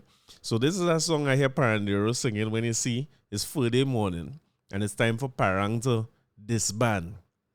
Right? You had enough. You had to go home now, because keep in mind that while we paranging and thing, wife home dealing with curtain and dealing with this and baking ham and seeing more children and opening gift, and you on your road paranging and having that time, they must be wondering if you're really going to parang or not, right? And the other thing they used to play, I'll play a little piece for you, right? You see? It goes something like this, right? I don't want to mash up my married life. I don't want to mash up my married life. That's all they're singing. Oh, sing that over and over. You learn a song today, right?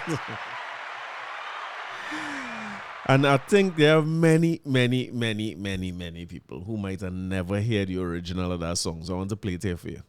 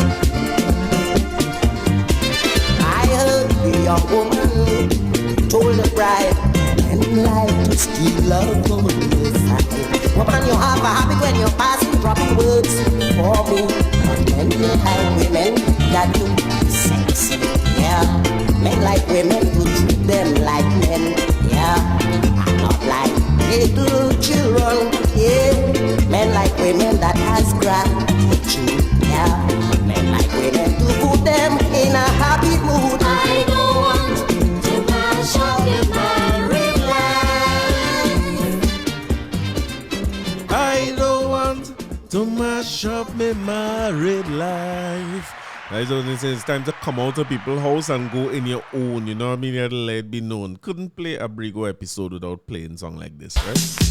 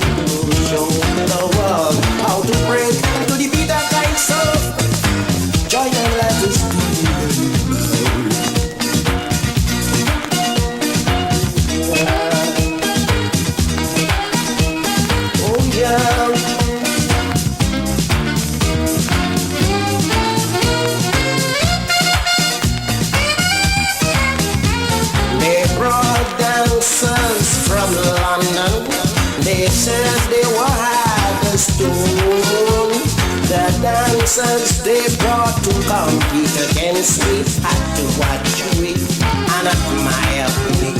We love to do the back dance.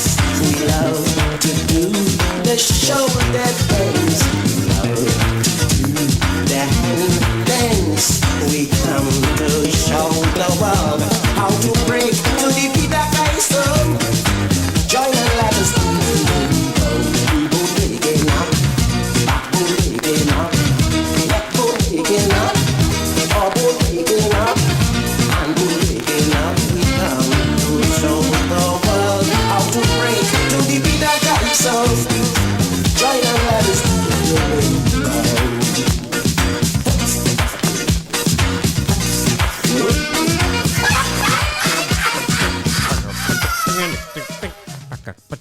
I just want to say that that song was dedicated to the great Rachel Gunn.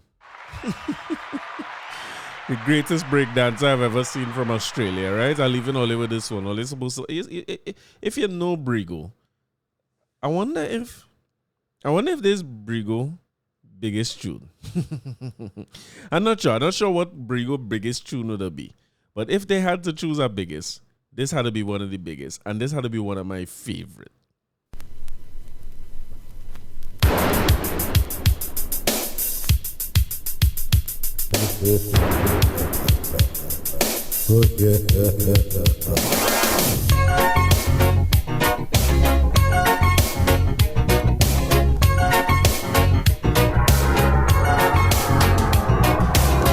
Bacchanal in the country, I ball like a cow. A girl want me marry, she want me marry now. Went and do evil things to me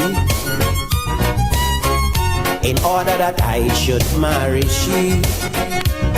A voodoo man tell me they have my name in the cemetery. They put my family against me, just so. A voodoo man tell me they give me dead people bone and tea. They have me tied from my head to my toe. Don't care how I try, I properly tied. I want to go, let me go. I want to go,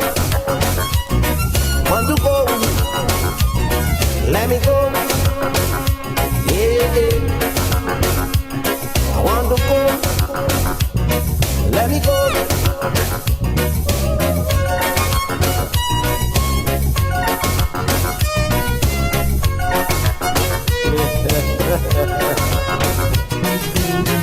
She gave me my breakfast last week Saturday. I get so delirious, I throw it away. I thought was passing the same time. It smell the food and start to whine. A voodoo man tell me they have my name in the cemetery. They put my family against me, just so. A voodoo man tell me they give me dead people bone and tea. They have me tied from my head to my toe. Don't care how I try, I properly tie. I want to go, let me go. I want to go, let me go. Hey, hey.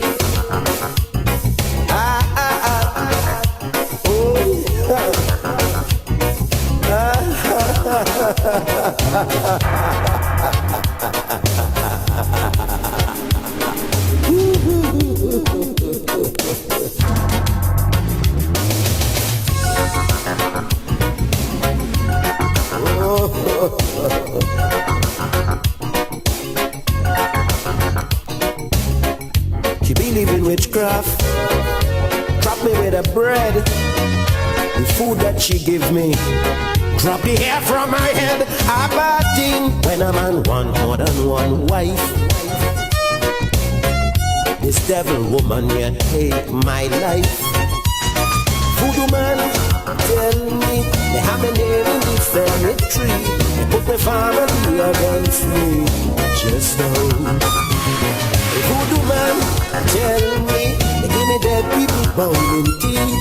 They have me tied from my head to my toe. Don't care how I try, I properly try. I want to go, let me go. I want to go, let me go. I had to go. Let me go. I had to go. See all you tomorrow. According to the Paranderos. You see this already nice? I don't want to mash up my married life. I don't want to mash up my married life. I'll see you all the next week. Bye.